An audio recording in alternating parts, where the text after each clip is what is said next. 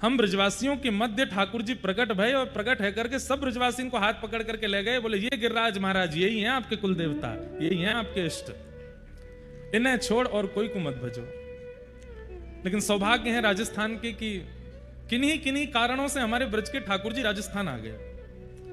अजब कुमारी, आहा, मुझे उनका एक पद स्मृति में नहीं है, मैं सुना दूं तो कईयों के तो नेत्र सजल हो जाएंगे।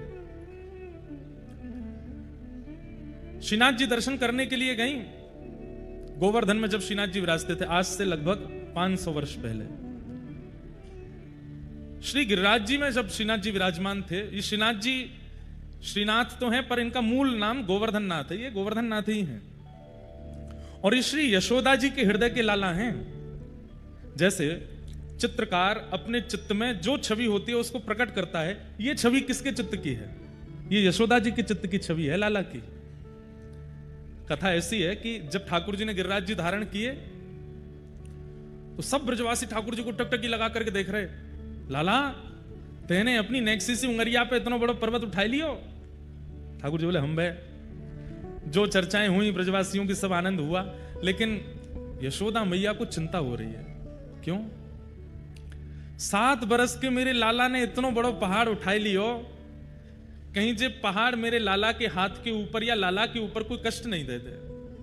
तो यशोदा मैया बार बार जाती हैं, घी लेकर के आती हैं, ठाकुर जी की भुजा पर लगाती हैं, लाला तो को दर्द तो ना है रो?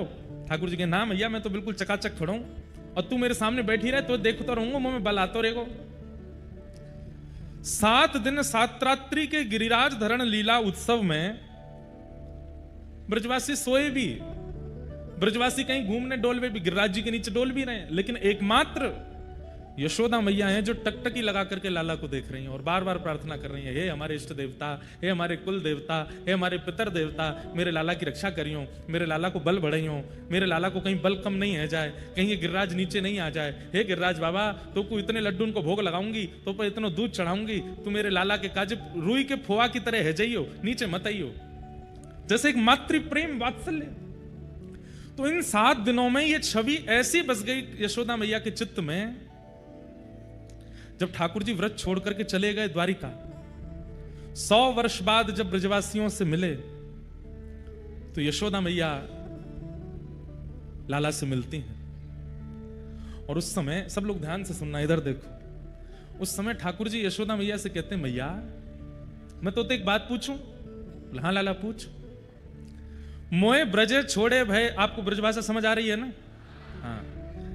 ठाकुर जी बोले, मैया मोए ब्रजे छोड़े भय 100 वर्ष से अधिक है गए हो। मैं तो यूं जानता हूं कि जब मैं गैया चरा करके लौट के आता और वह समय में भी नेक विलंब है जाता तो मेरी मैया छटपटाने लगती जैसे बिना जल की मछली। मैं कभी कभी यूं सोचो करता हूं मैया कि जादना में ब्रज छोड़ के जाऊंगा, मेरी यशोदा के तो प्राण निकल जाएंगे, क्योंकि मोए देखे बिना, मोए अपने आंखन के आगे अनुभव किए बिना तो मैया ऐसी है जाए, मैं अगर चलो गए दूर तो मैया को कहा हाल होएगा। लेकिन मैया 100 बरस बीत गए बिना मोए देखे और तू अभी तक जीवित है। मैया ठाकुर जी करें, भगवान करें, तू तो 1000 वर्ष जीवे, लेकिन मैया मुंह को आज ने संशय है रहो है कि कन्हैया तो इतनो प्रेम करवे वारी मैया 100 वर्ष कैसे रह लई मेरे बिना। यशोदा मैया के नेत्र सजल हो गए और यशोदा मैया बोली, लाला मैंने सुनी है तू भगवान है। ठाकुर जी बोले, ना मैया सबके काजे हूं, तेरे काजे तो ना हूं। बोले, अगर तू भगवान है तो हृदय में देखनो आवे, हृदय में झांकनो आवे, कौन के हृदय में कहा चल रहा हो तो पता होगी। बोले हाँ, मेरे हृदय में झांक के देख तो कुछ दिखेगा। जैसे ही ठाकुर जी ने यशोदा जी के हृदय में देखा तो यही छवि यशोदा मैया के चित्त में खड़ी है। मैया बोली, लाला प्राण तो मेरे वही समय निकल गए होते, जादना तू ब्रज छोड़ के गयो, लेकिन तेरा ये निगोर और रूप मेरे चित्त में बैठो है। मैं जब जब प्राण त्यागवे के काजे जाऊं तब तब मुझको ऐसा गिरधर स्वरूप दिखाई दे, या स्वरूप के कारण मेरे प्राण बचे हुए, तू या स्वरूप को मेरे चित्त से निकाल दे, मैं अभी प्राण त्याग दूंगी। लाला तू तनते तो चलो गयो, लेकिन मेरे मन में ऐसा बैठ गयो, या स्वरूप के कारण मेरे चित्त में प्राण बचे। ठाकुर जी ने मैया को अंक में भर लिया और यशोदा मैया के उस चित्त के स्वरूप को ठाकुर जी ने अपने चित्त में विराजमान कर लिया। ये स्वरूप जो है ना, ये किशोरी जी के हृदय के ठाकुर जी हैं, गोपियों के हृदय के ठाकुर जी हैं। हाथ में नवनीत लिए जो लड्डू गोपाल हैं, ये नंद बाबा के हृदय के ठाकुर जी हैं। पर एक नख पर गिरिराज जी धारण करके, नीची नजर करके, कमर पर भुजा रख करके जो ये श्री जी बाबा का स्वरूप है गोवर्धन नाथ, ये यशोदा जी के हृदय के ठाकुर जी। कालांतर में जब कलयुग आया तब ठाकुर जी ने मन में विचार किया कि कल की अवतार तो बहुत समय बाद होएगा, लेकिन गिरिराज जी की महिमा बढ़ाने के लिए मुझे कुछ करना तो पड़ेगा। तब ठाकुर जी ने विचार किया और यशोदा जी के हृदय के जो ठाकुर जी हैं उनको श्री गिरिराज जी में प्रविष्ट कराया। और आज से लगभग 550 वर्ष के आसपास पूर्व श्री गिरिराज जी सो भगवान के ये सुंदर विग्रह, जिन्हें हम यशोदा जी के चित्त के ठाकुर जी कहते हैं, श्रीनाथ जी प्रकट हो गए और प्रकट होकर के पूरे विश्व को दर्शन दे रहे हैं। श्रीनाथ जी के जब भी दर्शन करने के लिए जाओ, आपको गोपी भाव है, आपको प्रियतमा भाव है, आपको सखा भाव है, ये ऐसा स्वरूप है ठाकुर जी को, इनसे आप सबरे संबंध बना सको। इनको सखा भी बना सको, इनको प्रियतम भी बना सको, इनको लाला भी बना सको, इनको गुरु भी बना सको, इनको इष्ट भी बना सको। ये सबरे स्वरूप है यहां में। तो ऐसे श्रीनाथ जी हैं, ये यशोदा के हृदय के लाला है। और वो श्रीनाथ जी अजब कुमारी, आपकी राजस्थान की एक लाली, ठाकुर जी के संग चौसर खेलती और ठाकुर जी को जिता देती, खुद हार जाती। लेकिन ठाकुर जी से एक दिन बोली, आज आप हारोगे मैं जीतूंगी। सो ठाकुर जी बातें कहने के, देख तेरे हाथ जोड़ूं, देख सबरे दर्शनार्थी देखें, मोहिया जिता दे। कभी कभी बंधुओं एक बात बताएं, अपने ठाकुर जी के संग ऐसे खेला करो। कैसे? चौसर तो आता नहीं होगा लोगों को, लेकिन लूडो आता है, कैरम आता है। ये जो खेल हैं जिसमें एक दो लोग खेल सकते हैं, ठाकुर जी के सामने विराजमान कर दो और ठाकुर जी से कहो, ठाकुर जी एक चाल में अपनी चलूंगा और दूसरी चाल में आपकी चलूंगा, देखें कौन जीते। हम तो अपने लाल जी के संग खूब खेलें और हर बार हमारे लाल जी हार जाते हैं हम जीत जाते हैं। लेकिन अजब कुमारी क्या करती, पासा डालती और वो इतनी निपुण थी खेलने में कि स्वयं जीत जाती। लेकिन जब वो ठाकुर जी के सामने आई तो नित्य ऐसा पासा खेलती कि स्वयं हार जाती, जानबूझ करके ठाकुर जी को जिताती। ठाकुर जी इतने प्रसन्न रहने लगे उससे। लेकिन एक दिन अजब कुमारी बोली, आप आज हारोगे, मैं जीतूंगी। सो ठाकुर जी को, श्रीनाथ जी को मंदिर में खड़े खड़े पसीना आने लगे कि आज ये मुंह को हरा देगी। लेकिन जैसे ही अंतिम बाजी आई, अजब कुमारी ने ठाकुर जी को जिता दिया, स्वयं हार गई। तो ठाकुर जी इतने खुश हो गए, बोले, अरे अजब कुमारी, मैं तो इतना प्रसन्न हूं, मैं जानू कि मैं हारवे वारो होता, लेकिन तू मुझको जिताए दे हर बार, मांग ले, कहा चाहिए तो को। अजब कुमारी बोली, बस यही चाह रही थी कि आप ये बोल दो कि मांग ले और मैं मांग लूं। ठाकुर जी बोले, हाँ मांग। बोले, देख लो पीछे मत हटी। बोले, नहीं हटूंगा, तू मांग। बोले, मेरे पिताजी व्रज में मुझे नहीं रहने देंगे, लेकिन मैं आपके बगैर नहीं रह सकती। अब आप कृपा करो, आप मेवाड़ पधारो और मेवाड़ में विराजमान हो जाओ। ठाकुर जी घबरा गए, बोले, अरे ये तेने कहा मांग लियो, मैं अपना व्रत छोड़ के कैसे आऊंगा। बोले, आपने कहा था जो चाहे मांग लिया, मैंने मांग लियो, आ जाओ मेवाड़। और अजब कुमारी के लिए श्रीनाथ जी व्रजमंडल से राजस्थान आ गए और आज भी मेवाड़ में विराजमान। कथा तो बहुत लंबी है। जोधपुर भी गए थे, जोधपुर के राजा ने आश्रय देने से मना कर दिया था। यहां मुगल आक्रमण कर रहे थे, मंदिरों को तोड़ रहे थे, तो ठाकुर जी ने आज्ञा करी, मुंह को लेके चलो। पर वास्तविकता यह है कि ठाकुर जी अजब कुमारी के लिए आए, मुगलों से अपनी रक्षा के लिए नहीं आए, अजब कुमारी के लिए आए। और दूसरी बात, मेवाड़ में भक्तिमती मीराबाई का ब्याह हुआ और मीराबाई जब मेवाड़ में रहने लगी तो इतने संत आने लगे मेवाड़ कि मेवाड़ की प्रसिद्धि कहां एक समय राजपूतों की वजह से होती थी, अब प्रसिद्धि मीराबाई के कारण होने लगी। तो मीराबाई ने एक बार प्रार्थना की कि हे नाथ, इस मेवाड़ की प्रसिद्धि मेरे कारण ना हो, आपके कारण हो, ऐसी कोई योजना बनाओ। तो फिर श्रीनाथ जी ने मीराबाई की भी इस इच्छा को पूरा किया कि मेवाड़ की प्रसिद्धि हमसे होगी। आज भी चाहे कागज कुछ भी कहते हो, चाहे कोई कुछ भी कहता हो, मेवाड़ के राजा तो हमारे श्रीनाथ जी हैं, श्री जी बाबा हैं। हे घड़ी खम्मा घड़ी रे खम्मा मारा, श्री जी बाबा ने घड़ी रे खम्मा, ओ घड़ी खम्मा घड़ी रे खम्मा मारा, श्री जी बाबा ने घड़ी खम्मा घड़ी रे खम्मा मारा, श्री जी बाबा ने घड़ी रे खम्मा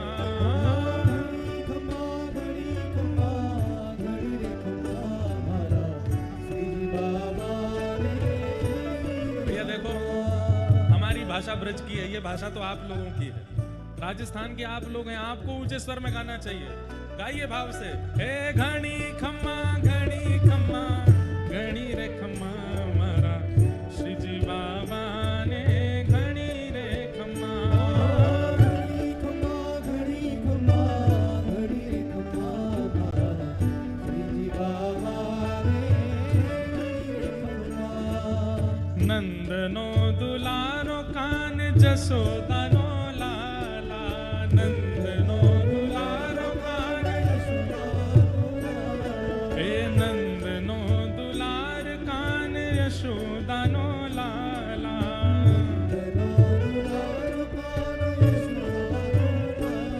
हे व्रजनो व्रजेश कान मेवाड़नो राना, व्रजनो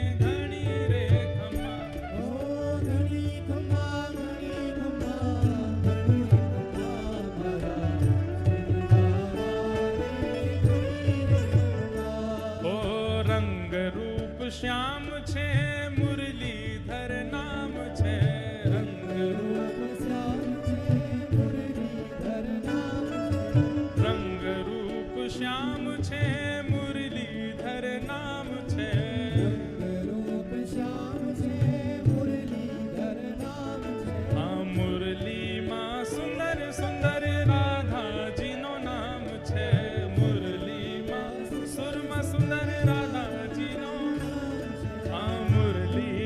सुरमा सुंदर राधा जी नो नाम छे।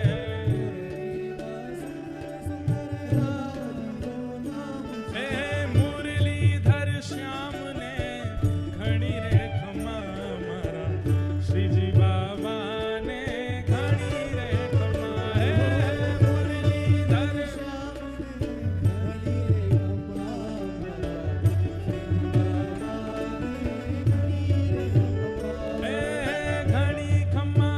रे खम्मा।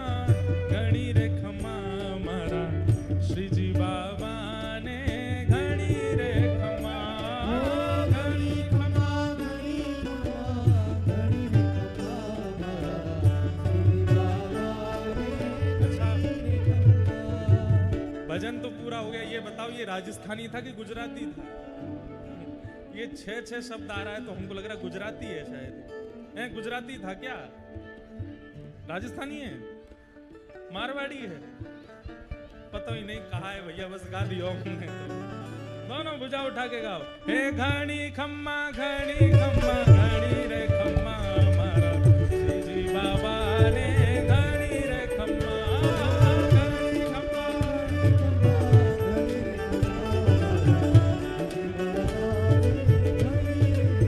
हे घणी खम्मा घणी रे खम्मा मारा श्री जी बाबा ने घणी रे खम्मा।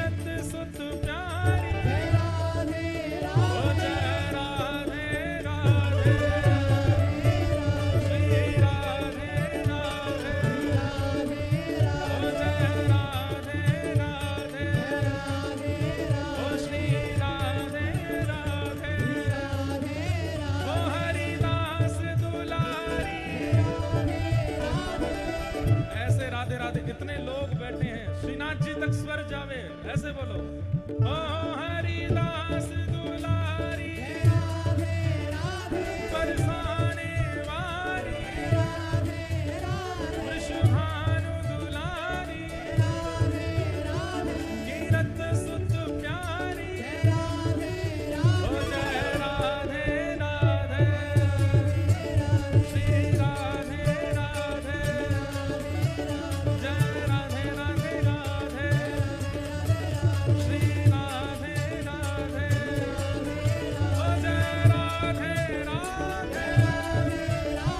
श्री राधे राधे जय राधे राधे श्री राधे राधे ओ जय राधे राधे श्री राधे राधे ओ जय राधे राधे ओ जय राधे राधे जय जय श्री राम जय जय श्री राम जय जय श्री राम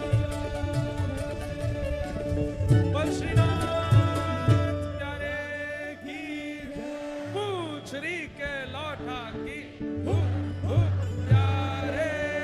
क्या बात है बंसी वारे, शाबाश। विराज जाओ सब लोग। घनी खम्मा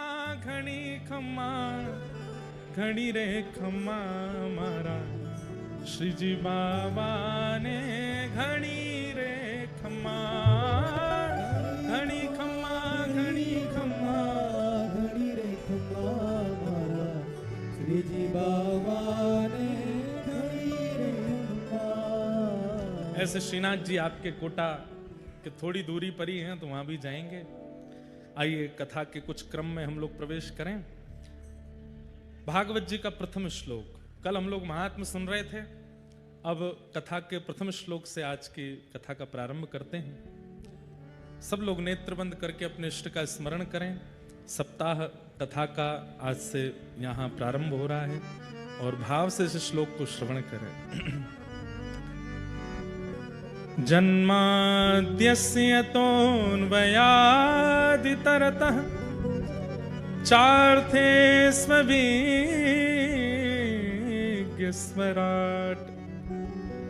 तेने ब्रह्म हृदय आदि कवये मुह्यन्ति सूरयः तेजो वारिमृदां यथा विनिमयो यत्र त्रिसर्गो मृषा धाम्ना स्वेन सदा निरस्नकुहकं सत्यं परं धीमहि सत्यं परम धीमहि। बंधुओं, श्रीमद् भागवत जी ऐसा ग्रंथ है, और ग्रंथ नहीं है, श्री कृष्ण है। आप लोग ये बिल्कुल विचार मत कीजिएगा कि आप कोई ग्रंथ कथा पोथी सुनते हैं, साक्षात कृष्ण का शब्द स्वरूप है। और वस्तु का प्रारंभ, वस्तु का मध्य और वस्तु का अंत उसकी सुंदरता और उसकी योग्यता का प्रतिपादन करता है। जैसे मिठाई, मिठाई का प्रारंभ होता है कि मिठाई देखने में कैसी है, देखने में सुंदर होनी चाहिए, प्रारंभ। दूसरा होता है मध्य, जब वो जिह्वा पर आवे तब कैसी है, स्वाद। और फिर उसका होता है अंत, जब वो भीतर प्रविष्ट हो जाए तो संतुष्टि का अनुभव होना चाहिए, तभी वो मिष्ठान या कोई भी पदार्थ खाने वाला उचित माना जाता है। राजस्थान में तो एक से एक बढ़कर के सामग्रियां बनती हैं। कोटा की कचौड़ी, कोई बिना प्याज लहसुन वाली बना के लावे तो हम खा लेंगे, पर आप इतने लोग मत लाना, नहीं तो अगली बार कोटा में व्यासपीठ बड़ी बनानी पड़ेगी, हम इतने भारी हो जाएंगे। सीधी बात, व्यंजन का दर्शन सुंदर हो, आधी तृप्ति उससे होती है। व्यंजन का स्वाद सुंदर हो, बच्ची कुछ ही तृप्ति उससे होती है, और फिर व्यंजन तृष्णा पूर्ण कर दे, तब वो व्यंजन अति श्रेष्ठ हो जाता है, फिर बार बार उसकी इच्छा होने लगती है। ठीक वैसे ही श्रीमद् भागवत जी का आदि, मध्य और अंत, तीनों में एक बात की प्रधानता है, सत्य। क्या? सत्य। श्रीमद् भागवत जी के प्रारंभ में ना कृष्ण की आराधना है, ना राम जी की आराधना है, ना शंकर जी की आराधना है, ना नारायण की आराधना है, ना किसी देवी की आराधना है। कितना वर्सेटाइल है श्रीमद् भागवत का स्वरूप। प्रारंभ भी करते हैं किससे? बोले सत्यम परम धीमहि, जो भी परम सत्य है मैं उसे प्रणाम करता हूं। कोई नाम नहीं कहा गया। अगर कोई कहे कि हम तो अन्य पंथ के हैं, अन्य मजहब के हैं, हम भागवत जी कैसे सुने? आइए देखिए, श्रीमद् भागवत जी में किसी एक देव का प्रारंभ में नाम नहीं है। सत्यम परम धीमहि, और सत्य को सब वंदन करते हैं, चाहे आप किसी भी पंथ के हो, मजहब के हो, जाति के हो, बिरादरी के हो, कोई भी हो, सत्य का वंदन सब करते हैं। इसलिए भागवत जी सबके लिए हैं। इस बात का प्रमाण वेदव्यास जी ने प्रारंभ में सत्य को वंदन किया। सत्यम परम धीमहि। व्यक्ति भले ही सब लोगों से झूठ बोलता हो, लेकिन खुद की सुनने की बारी आती है तो उसको भी सत्य ही सुनना है। वो अपने लिए झूठ बर्दाश्त नहीं कर सकता। महा झूठा व्यक्ति जो केवल झूठ ही बोलता है, सब लोग इधर देखिए, बहुत ध्यान से सुनिए, जो केवल मिथ्या ही बोलता है, झूठ ही बोलता है, असत्य संभाषण ही करता है, जब उसकी सुनने की बारी आती है वो भी असत्य स्वीकार नहीं करता। इसका मतलब क्या है? सत्य सर्वग्राही है, सबको चाहिए सत्य, और उसी सत्य का यहां पर वंदन किया और इस बात से प्रमाणित कर दिया कि परमात्मा इज इक्वल टू कौन? जो परम सत्य है वो परमात्मा है। हम सत्य नहीं है। हम सत्य नहीं हैं, इसीलिए मृत्यु के बाद राम नाम सत्य कहा जाता है। राम नाम सत्य क्यों कहा जाता है? हमारे यहां अर्थी पर ले जाते हुए कहते हैं, करोड़ों का मालिक था, एक से एक गाड़ियां थीं, बड़ी बड़ी बिल्डिंग्स थीं, इतने सारे बच्चे थे, इतना सब कुछ था, लेकिन आज कुछ भी नहीं। क्या जा रहा है अंत में? राम नाम सत्य है। ना ये सत्य रहा, ना इसकी कमाई सत्य रही, ना इसका नाम सत्य रहा, ना इसका जीवन सत्य रहा, कुछ भी सत्य नहीं रहा। अंत में राम ही नाम सत्य है। और दूसरा कारण राम नाम सत्य बोलने का ये होता है कि जितने जीवित लोग हैं उनको सुनाया जाता है, सुन लीजिए, सत्य संसार में केवल राम का नाम है, केवल कृष्ण का नाम है। हमारे शास्त्रों में एक श्लोक कहा जाता है, बहुत सुंदर श्लोक है, और उस श्लोक में इतना सुंदर सत्य वर्णन किया गया है। कहते हैं कि धनानि भूमौ पशवस्य गौष्ठे भार्या गृहे द्वारि जन श्मशाने तेहश्चितायां परलोक मार्गे धर्मानुगो गच्छति जीव एक। देखो, जैसे पहाड़ों में लिखा रहता है ना, सावधानी हटी दुर्घटना घटी, ऐसी कथा में भी लिखवाऊंगा मैं आगे से। सावधानी से कथा सुनिए, नहीं तो दुर्घटना होगी। दुर्घटना क्या होगी? जीवन के कई प्रश्नों के उत्तर हम एक क्षण में दे जाएंगे, कोई भी व्यास, और वो शायद आपका प्रश्न बहुत दिनों से था और उसका उत्तर हमने दे दिया, लेकिन आप उस समय इधर उधर देख रहे थे, तो फिर घटना तो घट जाएगी ना। इसलिए बहुत सावधानी से सुनो। धनानि भूमौ पशवश्च गौष्ठे। शास्त्र आज्ञा करते हैं कि धन जहां है वहां रखा रह जाएगा, भले ही आपने जीवन भर खून पसीना, एक रातों की नींद उड़ाई है उस धन को कमाने के लिए, लेकिन जब जाएंगे तो वो धन इतनी दया नहीं करेगा कि मेरे लिए बेचारे ने इतनी मेहनत की, इसके साथ तो जाऊं मैं ना। धनानि भूमौ पशवश्च गौष्ठे।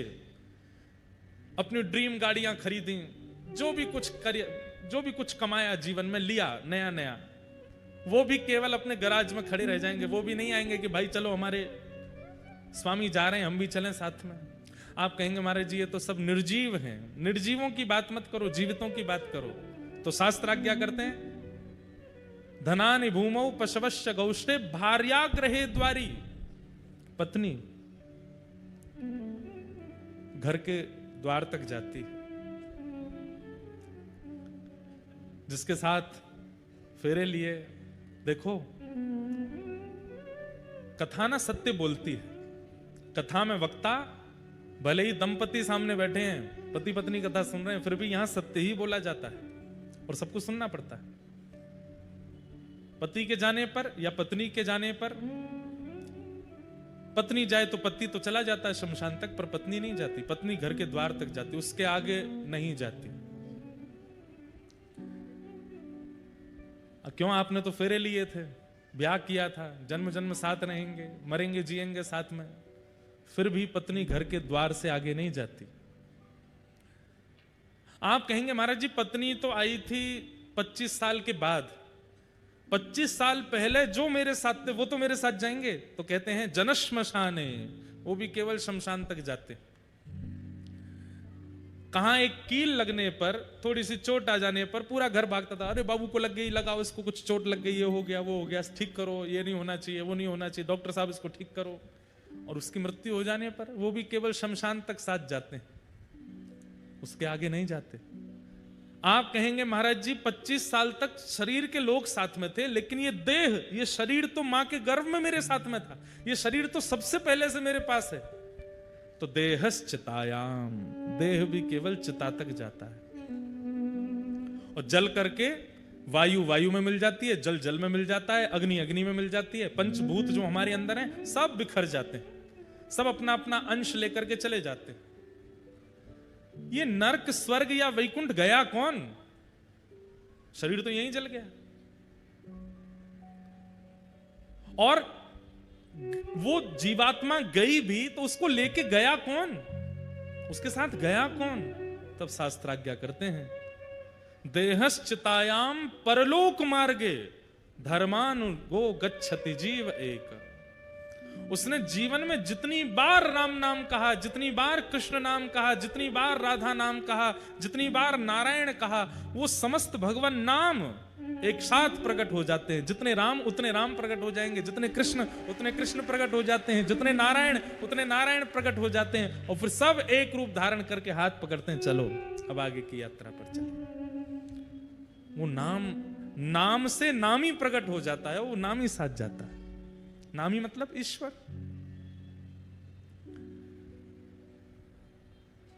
अंतिम यात्रा में जो हमें साथ लेकर के जाता है वही तो अपना हुआ, बाकी सबने तो छोड़ दिया।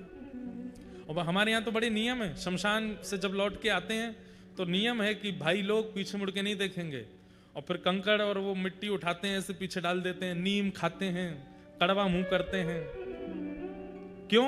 उस जीवात्मा को बताने के लिए कि देख हमारे अंदर तेरे प्रति कोई मोह नहीं है। अगर आप पीछे देख लोगे तो क्या हो जाएगा? उसको जो गया है उसको लगे, वो बार बार देखता है कि ये मुझे देखेंगे कि नहीं, ये इनको मेरी प्रति आसक्ति, ये मेरा भाई था, ये मेरा दोस्त था, ये मेरा मौसी का बेटा, ये मेरा बुआ का बेटा, इसको मैंने स्कूटी पे घुमाया, इसको मैंने समोसे खिलाए, देखेगा मेरी तरफ। लेकिन मना कर देते पंडित जी, पीछे मत देखना, सब लोग चलो। क्यों? क्योंकि आप अगर उसके प्रति ममत्व दिखाओगे तो उसको आगे की यात्रा करने में कष्ट होगा। इसलिए भले ही रोते हैं, भले ही भावुक होते हैं, फिर भी अपने हृदय को कठोर करके, कोई व्यक्ति देखता नहीं, रोने वालों को शांत किया जाता, मत रो। क्यों? उसको कष्ट होगा।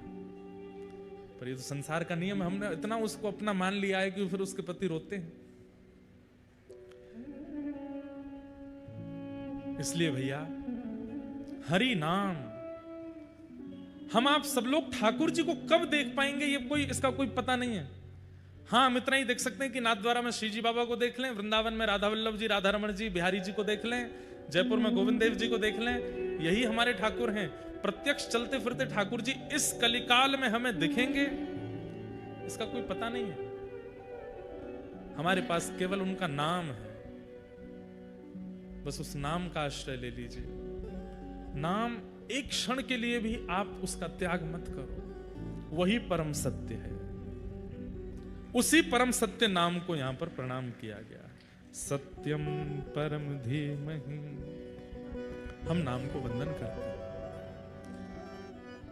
जिस नाम के सहारे, जिस नाम के आश्रय से प्रहलाद ने भगवत प्राप्ति की, मीरा ने भगवत प्राप्ति की, सूरदास ने भगवत प्राप्ति की, कुम्मन दास ने भगवत प्राप्ति की। वही नाम हमारा आश्रय है। नाम और मंत्र ये दो अलग है। गुरु प्रदत्त मंत्र जो है, मंत्र क्या है? मंत्र परहेज है और नाम औषधि है। बहुत ध्यान से सुनिएगा। मंत्र परहेज है और नाम औषधि है। कई बार आप गुरु आश्रित होने के बाद मंत्र का त्याग कर देते हैं नाम के आश्रय में आने के बाद कि अब तो नाम ही चल रहा है। औषधि लेते रहेंगे, परहेज नहीं करेंगे तो भी रोग ठीक नहीं होगा। परहेज तो करना पड़ेगा। इसलिए गुरु प्रदत्त जो मंत्र होते हैं या फिर वैदिक परंपरा से आपको जो मंत्र प्राप्त हैं, जैसे कि ओम नमो भगवते वासुदेवाय 12 अक्षर मंत्र है, या गायत्री मंत्र है। गायत्री मंत्र माइक पर नहीं बोलते हैं, ऊंचे स्वर में नहीं बोलते। या फिर हमारे श्री वैष्णव परंपरा में जो रामानुज परंपरा के यहां बैठे हैं उनको अष्टाक्षर मंत्र मिला है, कई लोगों को गोपाल मंत्र मिला है। ये मंत्र की विशेषता आपको जाननी पड़ेगी। वो परहेज है। नाम अलग करते रहिए, मंत्र का भी आश्रय लेते रहिए। मंत्र और नाम दोनों साथ में करेंगे तो परहेज औषधि दोनों होंगी, रोग नष्ट भी होगा और रोग नष्ट होते ही आपको स्वस्थता रूपी श्री कृष्ण की प्राप्ति हो जाएगी। नाम क्या है? भगवान का नाम परम सत्य है। वो नाम ही को प्रकट कराता है, इसलिए उस नाम को ही हम परम सत्य कह करके उसको प्रणाम करते हैं। धर्म प्रोजित कैतवोत्र परमो निर्मत्सराणां सतां वैद्यं वास्तवमत्र वस्तु शिवदं तापत्रयोन्मूलनं श्रीमद्भागवते महामुनिकृते किं वा परैरीश्वर सद्यो हृद्यवरुध्यते त्रिकृतभिः शुश्रूषुभिस्तत्क्षणात्। 3 श्लोक हैं, पहला हमने बोल दिया, ये दूसरा है। तीनों श्लोक बहुत ध्यान से सुनने, ये तीनों मंगलाचरण है भागवत जी के। दूसरा श्लोक क्या कहता है? विषय, अधिकारी, संबंध और प्रयोजन। सबसे पहली बात, भागवत का विषय क्या है? विषय क्या है? जैसे आप कोई भी थेरेपी कराते हैं डॉक्टर के पास जाकर के, उसका एक आप पूछते हैं इसको कराने से होगा क्या, ऐसे ही भागवत सुनने से होगा क्या, उसका विषय क्या है? बहुत ध्यान से सुनिएगा। कई लोग सोचते हैं हमारे जीवन के सारे पाप नष्ट हो जाएंगे कथा सुनने से। कई लोग सोचते हैं पितरों को मुक्ति प्राप्त हो जाएगी कथा सुनने से। कई लोग कहते हैं हमारे रुके हुए काम बन जाएंगे कथा सुनने से। घर में सब पॉजिटिविटी हो जाएगी कथा सुनने से। ये सब होता ही है, पर मूल रूप से क्या होता है भागवत जी में लिखा है। धर्म प्रोजित कैतवोत्र परमो। बहुत ध्यान से सुनिए। परम धर्म की प्राप्ति, धर्म और परम धर्म ये दो बातें होती हैं। आप शरीर का चिंतन करके भोजन करते हो, शरीर का चिंतन करके स्नान करते हो, शरीर का चिंतन करके तैयार होते हो, शरीर का चिंतन करके घूमने जाते हो, डोलते हो, आदि आदि। जहां शरीर का चिंतन करके क्रियाएं की जाती हैं वो सब धर्म के अंतर्गत आ जाती हैं। थोड़ा वायलन कम कर लो भैया। वो सब धर्म के अंतर्गत आती हैं। मुझे सुबह 4 बजे उठना है, धर्म है। मॉर्निंग वॉक पे जाना है, धर्म है। अपने गुरु मंत्र का पाठ करना है, धर्म है। माता पिता को प्रणाम करना, धर्म। नाश्ता करना, धर्म है। दोपहर का प्रसाद पाना, धर्म है। रात्रि का भोजन करना, धर्म है। पत्नी के साथ निर्वहन करना, बच्चों का पालन करना, धन कमाना, व्यापार करना, ऑफिस जाना, जॉब करना, ये सब धर्म के अंतर्गत आता है। कई लोग कहते हैं हम मंदिर नहीं जा पाते, पर महाराज जी अपना कर्म बहुत ईमानदारी से करते हैं। चलेगा, चलेगा, धर्म है वो। लेकिन परम धर्म क्या है? बहुत ध्यान से सुनो। जिस दिन बैठे बैठे चिंतन होने लगे कि इस देह की भरपाई करते जा रहे हैं हम, जीवन निकल रहा है हमारा, पर इस देह के अंदर एक सूक्ष्म जीवात्मा है। वो जीवात्मा अपना कल्याण हमसे करवाना चाहता है, जो हम ही हैं। वास्तव में हम कौन है? वो आत्मा है जो इस शरीर के अंदर बैठी है। उस आत्मा का मुझे उद्धार करना है, उस जीवात्मा का मुझे कल्याण करना है। और इस विचारधारा से जब आप जीवन जीने लग जाएंगे तो वो परम धर्म कहलाएगा। समझ में आवे बात तो ही ताली बजाओ, नहीं तो नहीं बजानी है। सुनो, अभी सुन लो। अभी बाउंसर गई है, अभी देता हूं, अभी ऊपर से निकल गई है बात। आपके सामने अभी मन कर गया कि कचौड़ी खानी है मुझे। ये आत्मा ने नहीं बोला है, ये किसने बोला है? देह ने बोला है। देह कह रहा है कचौड़ी खानी है। आप कचौड़ी खाने चले गए, खा के आहा आनंद आ गया, वाह क्या सब्जी थी, चटनी थी, आनंद आ गया, स्वाद मिल गया, बढ़िया मजे आ गए। ये देह का सुख है। मुझे इतने रुपए तो कमाने ही है, कोटा में एक बंगला बनाना है, ऐसा करना है, वैसा करना है, ये गाड़ी लेनी है। ये कौन सोच रहा है? ये देह सोच रहा है, आत्मा नहीं। लेकिन एक दिन मन में विचार आया, सब कुछ है पास में या कुछ भी नहीं है पास में। लेकिन मन में आया कि भाई सब खा लिया, सब कमा लिया, सब कुछ कर लिया, चित्त को शांति से नहीं मिल रही। चलो क्या आधी रात में चलो गिरिराज जी की परिक्रमा लगाने जा रहे हैं। अब देह को सुख नहीं है गिरिराज जी की परिक्रमा में, शरीर को बिल्कुल सुख नहीं मिलता। जो लोग गिरिराज जी की परिक्रमा लगाते हैं नियमित रूप से, उनसे पूछो, जब प्रारंभ होती है तब बड़ा आनंद आता है, वाह चल रहे हैं महाराज, चलते चलते चलते चलते आधी हो जाती। भैया कितनी और बची है अभी तो भैया आधी भैया, अभी तो बड़ी परिक्रमा पूरी, अब छोटी और है अभी, चलो छोटी में। हे गिरिराज धरण, हे गोवर्धन नाथ, हे हमारे श्री राधा रानी, जल्दी पूरी कराओ। अंतिम पड़ाव 3 किलोमीटर। हे भगवान, ये 3 के 300 मीटर क्यों नहीं हो गए? ये 3 किलोमीटर कितने भारी पड़ते। शरीर को सुख नहीं है परिक्रमा में। क्यों? क्योंकि शरीर को तो पीड़ा होती है, शरीर को तो छाले पड़ते हैं, शरीर तो थकता है, शरीर तो वहां परेशान होता है, शरीर की अनुकूलता नहीं होती परिक्रमा में। दौड़ते हारते जैसे तैसे, बस ये पहुंच गए, जैसे ही पहुंचे, जय हो हे गिरिराज वाला। अब लंबे आमेंगे, 6 महीना बाद आमेंगे, अब तो है गई बस। क्यों? शरीर। लेकिन परिक्रमा पूरी होते ही एक अद्भुत सुख का अनुभव होता है। वो सुख शरीर को नहीं होता, शरीर तो पीड़ा में है, वो आत्मा को होता है। वही परम धर्म है, वो परम धर्म कहलाता है। चलो ये तो मैंने कहीं दूसरी बात बताई, एक प्रैक्टिकल बात बताता हूं। कथा में आना ये धर्म नहीं है। शरीर की अगर मानोगे तो शरीर क्या बोलेगा? अरे YouTube पे आ रही है लाइव, चल के जाओ, फिर वहां पर रजिस्ट्रेशन करवाओ, फिर पास मिलेगा, फिर उसके बाद बैठो। अच्छे ब्याज जी हैं, 2 बजे बुला लेते हैं, स्वयं 5 बजे आते हैं, और बैठे रहो चुपचाप। कभी भजन चल रहे हैं, कभी कुछ चल रहा है, कभी बैठे रहो।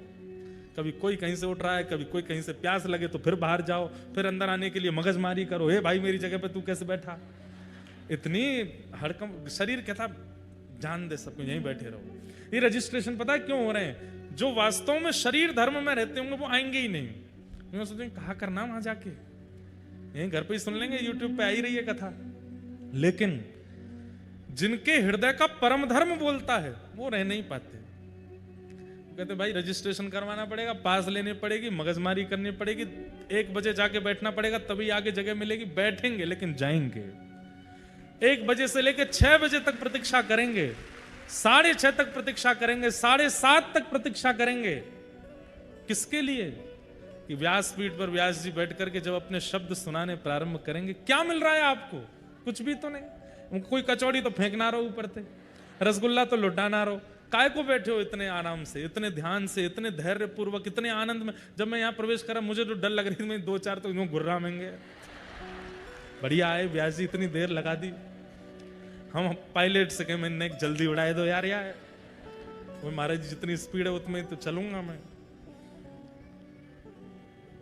लेकिन जब यहाँ आए तो सबके मुख पे ऐसी प्रसन्नता, धैर्य था। उससे पहले भले ही नहीं रही होगी, लेकिन आने के बाद तो आई। ये क्या है? किसके लिए? देह तो इतनी किसी की नहीं सुनता। मान लीजिए कि किसी एक्टर का कार्यक्रम होता, वो 5 घंटा लेट आता, लोग बाग पुतले जला देते बाहर जाके। हमने इसलिए बुलाया था कोटा। लेकिन आप सब लोग धैर्य पूर्वक बैठे, आनंद से बैठे, और सबके मुखमंडल देखो कितने प्रसन्न हैं। कईयों के बहुत जरूरी काम होंगे, कई झूठ बोल के आए होंगे, कई ऑटो में लटक के आए होंगे, कोई किसी से लिफ्ट लेके आया होगा। कैसे कैसे आए आप सब लोग?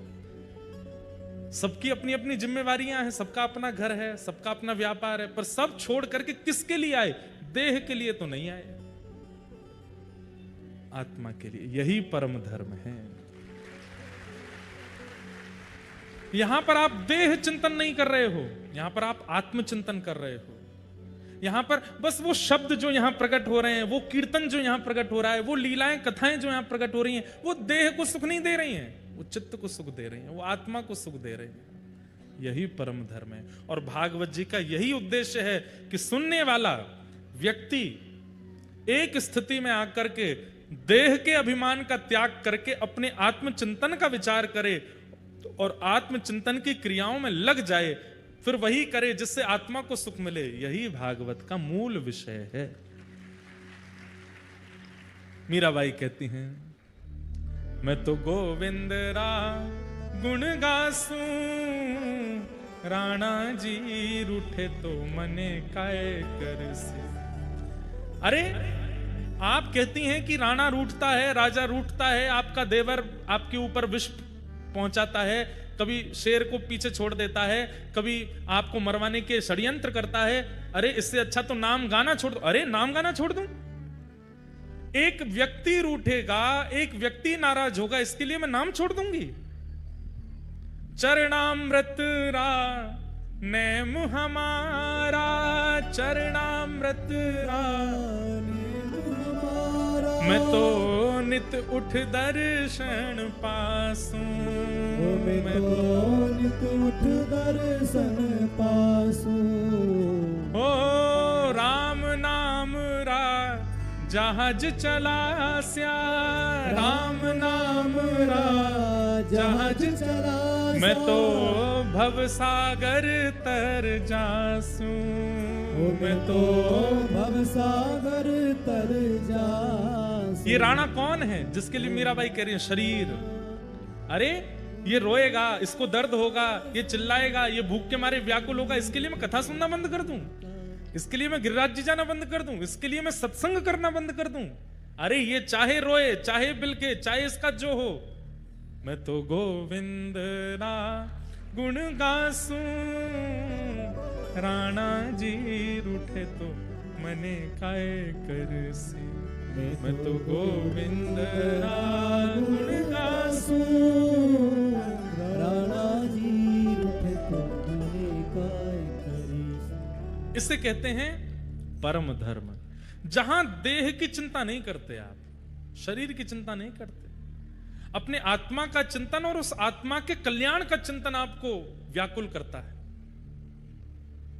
चाहे वो संतों के दर्शन से हो, रसिकों की वाणी से हो, कीर्तन से हो, कथा से हो, परिक्रमा से हो, किसी भी स्थिति से हो। क्षमा कीजिएगा, अगर नाथ द्वारा जाने के पीछे उद्देश्य यह है कि कल मेरा एग्जाम है या 1 महीना बाद एग्जाम है, श्रीनाथ जी को प्रणाम कर आऊं, पास हो जाऊं, तो यहां पर भी आप देह सुख के लिए गए हो, आत्मा का नहीं है। वहां पर आप किसी संत के पास आशीर्वाद लेने जाते हैं कि सब जीवन में मंगलमय हो जाए, ब्याह हमारा अच्छा हो, बालक हमारे पढ़े लिखे बढ़िया हो जाए, यहां पर भी देह सुख है, यह भी आत्म कल्याण नहीं है। वृंदावन हो, जगन्नाथपुरी हो, नाथद्वार हो, कहीं भी आप जाते हैं और वहां पर सूक्ष्म एक ये भाव आ जाता है आपके चित्त में कि मेरा ये काम बन जाए, या ये हो जाए, या ये हो जाए, वो सब देह सुख में आ जाता है, वो फिर आत्म कल्याण नहीं है। कोई आपसे पूछे श्रीनाथ जी क्यों जा रहे हो, बोले पता नहीं, बस मन कर रहा है देखने का, ये आत्म कल्याण है। बस श्रीनाथ जी को देखना है, अपने चित्त में विराजमान करना है, एक झलक उनकी दिख जाए बस, मैं उन्हें ना दिखूं, वो मुझे दिख जाए बस। किस लिए? अपने चित्त को शांति देने के लिए, चित्त को सुख देने के लिए। वही परम धर्म है और भागवत जी का वही विषय है। आज सुबह जब मैं जा रहा था तो भक्तमाल जी पढ़ता हुआ जा रहा था, एक इतने सुंदर राजा की मैंने कथा पढ़ी उसमें। बंधु, नित्य एक नियम बना लीजिए, जैसे कई आजकल के युवा नॉवेल्स पढ़ते हैं, बुक्स पढ़ते हैं, इंस्टाग्राम चलाते हैं, फेसबुक चलाते हैं, एक सदग्रंथ पास में रखा करो, उसमें से भले एक पेज पढ़ो जरूर, इतना सुख मिलेगा आपको, ऐसी ऊर्जा मिलेगी आपको, और इतना कुछ नया मिलता है कि बस आनंद आ जाता है। तो एक राजा की कथा पढ़ रहा था जगन्नाथपुरी के एक राजा थे। कहते हैं कि नित्य जगन्नाथ महाप्रभु का महाप्रसाद उनके यहां आता था। ध्यान से सुनना, महाप्रसाद आता था और राजा जगन्नाथ जी से इतना प्रेम करते थे कि प्रेम से महाप्रसाद आते ही पहले दंडवत प्रणाम करते थे प्रसाद को और फिर उसको स्वीकार करते थे। बंधुओं, एक आपको हम नियम बता दें, चाहे एकादशी हो चाहे आपका कोई भी व्रत हो, किसी भी तीर्थ का यदि प्रसाद घर आता है तो प्रसाद के प्रति नियम कैसा होना चाहिए। मान लीजिए कि कोई प्रसाद लेके आया, कहीं का भी प्रसाद लेकर के जैसे ही आवे सबसे पहले तो प्रसाद को प्रणाम करो और प्रणाम करके तुरंत, चाहे आपके लाख करोड़ काम चल रहे हैं, सबसे पहले प्रसाद का डिब्बा खोल करके थोड़ा ही सही ले करके अपने मुख में डाल लीजिए। चाहे एकादशी है चाहे कुछ है, उसके प्रति अन्न बुद्धि मत रखो, उसको पाओ तुरंत। शास्त्रों में कहते हैं, आपने कहा अच्छा प्रसाद रख दीजिए थोड़ी देर में पाऊंगा, अगले क्षण प्राण निकल गए तो नहीं पा पाओगे, अगले क्षण का भरोसा है। जैसे ही प्रसाद दिखे तो दौड़ करके जाना चाहिए, बोले पहले पवा दो, कहीं मेरे प्राण निकल रहे हो, उससे पहले जगन्नाथ जी मेरे भीतर चले जाएं। प्रसाद का मतलब जिस तीर्थ का प्रसाद आया वो तीर्थ के ठाकुर जी ही आए प्रसाद में बैठ के, उनको तुरंत स्वीकार करना चाहिए। चैतन्य महाप्रभु कहते हैं महाप्रसादे गोविंदे, जगन्नाथ महाप्रभु का जो भात प्रसाद है उसका एक एक तिनका जगन्नाथ जी का स्वरूप है। तो राजा का नित्य नियम था, जैसे प्रसाद आता तो प्रणाम करते, उसको पाते और फिर अपने क्रिया में लगते। लेकिन आज वो अपने एक मित्र के साथ में चौसर खेल रहे थे और चौसर में ऐसी बाजी चल रही थी कि अब अगली बाजी में पता चल जाएगा कि राजा हार रहा है कि जीत रहा है। तो राजा को तो अपनी जीत प्यारी, तो पासा मल रहे थे, उसी समय महाप्रसाद आया। जैसे ही महाप्रसाद आया तो पंडित जी रोज आते महाप्रसाद लेकर के, राजन जगन्नाथ महाप्रभु का महाप्रसाद आया। तो राजा इतना ज्यादा ध्यान लगा करके खेल रहा था, उसने एक हाथ में पासा लिया, महाप्रसाद को प्रणाम किया और फिर रुकिए अभी लेता हूं, और फिर से पासा खेलने लगे। तो पुजारी जी को नित्य का नियम तो पता था राजा का, लेकिन आज का जो व्यवहार था ये पुजारी जी को अच्छा नहीं लगा। बोले बताओ पासा इतना जरूरी है, वो चौसर इतना जरूरी है कि महाप्रसाद को कह दिया रख दो, पाएंगे। थोड़ी देर तो पुजारी जी वहां खड़े रहे, लेकिन राजा हंस हंस करके खेल रहा था, इतना मगन था उसमें। पुजारी जी प्रसाद वापस ले गए अपने साथ। जब खेल पूरा हुआ, राजा जीत गया, हंसा, उठ करके अपने मित्र को हृदय से लगा, आज तो बड़ा आनंद आया खेल में, बड़ा बढ़िया। थोड़ी देर बातचीत हुई, मित्र जब चले गए तो राजा ने तुरंत पूछा वो महाप्रसाद आया था कहाँ है? तो सैनिकों ने बताया, पंडित जी खड़े रहे थोड़ी देर, पता नहीं, फिर ले गए अपने साथ। राजा दौड़ करके गए पंडित जी के पास, बोले आज आप महाप्रसाद वापस क्यों ले आए? तो पंडित जी की आंखें लाल पड़ी थी, बोले कि राजन ये महाप्रसाद कोई अन्न नहीं है, कोई दाल भात नहीं है, कोई सामग्री नहीं है, साक्षात जगन्नाथ जी हैं। और जगन्नाथ जी किसी के द्वार पर आते हैं और जिसके द्वार पर गए हैं वो दूसरे कार्य में व्यस्त है। जगन्नाथ जी किसी के यहाँ ऐसे खड़े होकर के प्रतीक्षा नहीं करेंगे, इसलिए मैं उनको वापस ले आया, तुमने अपराध किया। तो राजा को इतना आत्मग्लानि हुई, अपराध बोध हुआ कि मैंने ऐसा क्यों किया। तो राजा ने, अब 2-3 दिन हो गए प्रसाद पावे नहीं, सोवे नहीं, उसको आत्मग्लानि हो रही है। ब्राह्मणों की कुछ टोली अपने यहां बुलाई और आज सुबह ही मैंने ये कथा पढ़ी, इसलिए सुना रहा हूं। तो सब ब्राह्मणों से पूछे, अगर कोई व्यक्ति द्वार पर खड़े ठाकुर जी का अपमान कर दे, अपना नाम नहीं लिया, ये राजा का विवेक देखो, अपना नाम बोलूंगा तो ये लोग अच्छा बात बताएंगे। जैसे कोई व्यक्ति कह दे मेरे से भैया ये अपराध हो गया, तो सामने वाले ये तो कहेगा कोई बात नहीं भैया, सब हो जाता है, ठीक है, सब गंगा जी स्नान कर लो, हो गया सब ठीक, ये प्रायश्चित करा लो, संतों को भोजन करा दो, ब्राह्मण भोजन करा दो। तो राजा बोला अगर मैं कहूंगा कि मैंने अपराध किया तो ये सारे मेरे को कोई ना कोई युक्ति बताएंगे, अपने लिए ना पूछ करके किसी अन्य के लिए पूछता हूं। तो राजा ने कहा अगर किसी के द्वार पर भगवान आए हों और जिसके द्वार पर आए वो व्यक्ति ठाकुर जी का अपराध कर दे, अपमान कर दे, तो उसका दंड क्या होना चाहिए? हमें उसको क्या दंड देना चाहिए, ये बता दीजिए। तो पंडित जी बोले अगर कोई भगवान का अपराध करता है तो राजा को उसका त्याग कर देना चाहिए। चाहे वो प्रजा में से हो, चाहे परिवार में से हो, कोई भी हो, ठाकुर जी का अपराध करने वाले को राजा को एक ही दंड देना चाहिए, क्या? उसका त्याग करो। राजा बोले ठीक है, अब आप जा सकते हैं। अब राजा मन में क्या विचार कर रहे हैं? मैंने इस हाथ से अपराध किया, अब मैं इस हाथ का त्याग करूंगा, इसको कटवाऊंगा मैं। कैसे कटवाऊं? स्वयं तो काट नहीं पाऊंगा, अपने हाथ को कैसे काटूंगा? किसी और से कहूंगा तो कोई काटेगा नहीं। तो राजा ने क्या युक्ति बनाई? मतलब देखिए कैसी भगवत परायणता है राजा के चित्त में।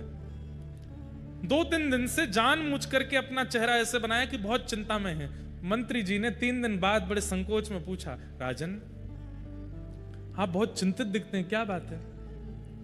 तो राजा ने कहा, मंत्री जी मैं तुम्हें बता रहा हूं, तुम किसी को मत बताना। बोले हाँ बताओ।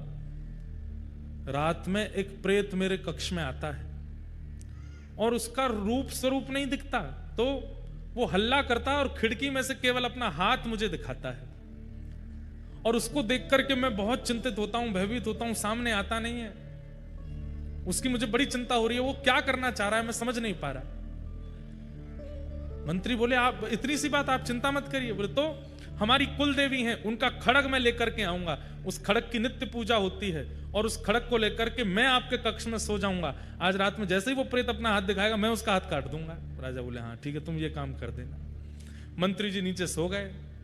राजा चुपचाप उठ करके गए, बाहर जाकर के खिड़की में से हल्ला करके जैसे ही अपना हाथ अंदर किया, मंत्री जी ने खड़ग उठा करके हाथ काट दिया। रक्त की पिचकारी निकलने लगी, लेकिन राजा तो प्रेमाश्रुओं से रो रहा था, आनंद कर रहा था। मंत्री जी ने उठ करके देखा, बोले अरे ये कोई प्रेत नहीं है, तो हमारे राजा साहब हैं। चरणों में गिर गया, बोले भगवान आपने ऐसा क्यों किया? तो बोले इस हाथ ने ठाकुर जी के प्रसाद का अपराध किया, इस हाथ का मैं कैसे अपने पास रख सकता हूं, इसलिए इसका त्याग करना था, इसलिए मैंने कटवा दिया। महाप्रभु जगन्नाथ मंदिर में खड़े खड़े व्याकुल हो गए राजा की इस दशा पर। तुरंत अपने पुजारी जी को कहा कि सुनो, अभी इसी वक्त उस राजा को लेकर के आओ। राजा के पास गए तो हाथ कटा हुआ है, या मल्लम पट्टी लगा रखी थी। मंत्री बोले ठाकुर जी ने स्वप्नादेश किया है, आपको बुलाया मंदिर में। ठाकुर जी के सामने गए तो महाप्रभु जगन्नाथ जी अपनी ब्रह्म वेदी पर ऐसे झूम रहे थे। राजा बोले नाथ आज मुझे लगता है कि मेरी सेवा पूर्ण हो गई। बोले क्यों? जैसे मेरे महाप्रभु के हाथ हैं, आज मेरा हाथ भी वैसा ही हो गया है। आपकी भुजा नहीं है, मेरी भी भुजा नहीं है, मैं भी वैसा ही हो गया हूं। लेकिन नाथ मैं आपको प्रणाम करता हूं। जैसे ही ठाकुर जी के सामने दंडवत किया, राजा का वह हाथ पुनः प्रकट हो गया। ठाकुर जी बोले मैं तुमसे बहुत प्रसन्न हूं, तुम्हारी इस भगवत परायणता पर मैं इतना प्रसन्न हूं, आज के बाद ऐसा कुछ मत करना, क्योंकि तुम्हारे चित्त में जो प्रेम मेरे प्रति है वो अद्भुत है। देह का चिंतन यदि व्यक्ति करता है तो धर्माधिकारी माना जा सकता है, लेकिन जब व्यक्ति अपने चित्त का चिंतन करता है और वो चित्त के कल्याण की भावना में सदा लगा रहता है, वही व्यक्ति परम धर्माधिकारी माना जाता है। और श्रीमद् भागवत यही करती है कि धर्म से उठा करके अब परम धर्म की ओर ले जाती है। यह भागवत का विषय है। कथा सुनने वाला व्यक्ति देहाभिमान से उठ जाता है और उसको चिंता होती है कि मेरे चित्त का कल्याण होना है, मेरी आत्मा का कल्याण होना, और उसके कल्याण के लिए मुझे कुछ करना पड़ेगा। भागवत का विषय। दूसरी बात, भागवत का अधिकारी कौन है? परम धर्म के मार्ग पर चलने के लिए कौन सा ऐसा व्यवहार है जो आपको अपने चित्त में लाना पड़ेगा? बहुत ध्यान से सुनना। चित्त में काम है, क्रोध है, लोभ है, आदि आदि दोष हैं, आलस्य है, क्रोध है, मोह है, रहने दो, कोई बात नहीं। इन सबके सहित भी आप परमाधिकारी बन सकते हो, लेकिन एक दोष ऐसा है, वो अगर आपके चित्त में है तो आप परम धर्म के मार्ग पर कभी नहीं आ पाओगे। मतलब परम धर्म मतलब भक्ति के पथ पर आप कभी नहीं आ पाओगे अगर ये दोष आपके अंदर है तो। कौन सा दोष? निर्मत सराणाम सताम, दूसरे की उपलब्धि से ईर्ष्या होना। ईर्ष्या का दोष यदि किसी के चित्त में है, वो ठाकुर जी का अधिकारी नहीं बन पाता। बंधुओं देखिए, काम, क्रोध, लोभ, अभिनिवेश, अहंता, ममता, चिंता आदि आदि जो दोष हैं, इन सब का पता हमको लगता रहता है और दूसरों से हम इस बात को शेयर भी कर लेते हैं कि मेरे अंदर क्रोध बहुत है, मेरे अंदर काम बहुत है, मेरे अंदर ये दोष बहुत है। लेकिन ईर्ष्या का दोष जो होता है, इसको हम सबसे छुपाते हैं। यहां पर बैठे हर व्यक्ति को किसी से ईर्ष्या होती है। उसकी बात होती है तो आप विचलित हो जाते हैं, उसकी बात मत करो मेरे सामने। उसके बारे में कुछ अच्छा सुन लेते हैं, अरे यार तुम क्या जानो, उसकी सच्चाई तो मुझे पता है, वो तो ऐसा है, वो तो ऐसा है, वो तो ऐसा है, 10 बातें बुरी बोल देते हैं। ये ईर्ष्या का जो दोष है ना, अगर ये आपके चित्त में है तो आप चाहे कितना भी नाम कर लो, कितना भी भजन कर लो, कितनी भी कथा सुन लो, कितना भी आप नियम कर लो, ठाकुर जी आपको कभी नहीं मिलेंगे। भैया नाम का, कथा का, परिक्रमा का, जप का, नियम का फल क्या है कि चित्त से ईर्ष्या खत्म हो जाए।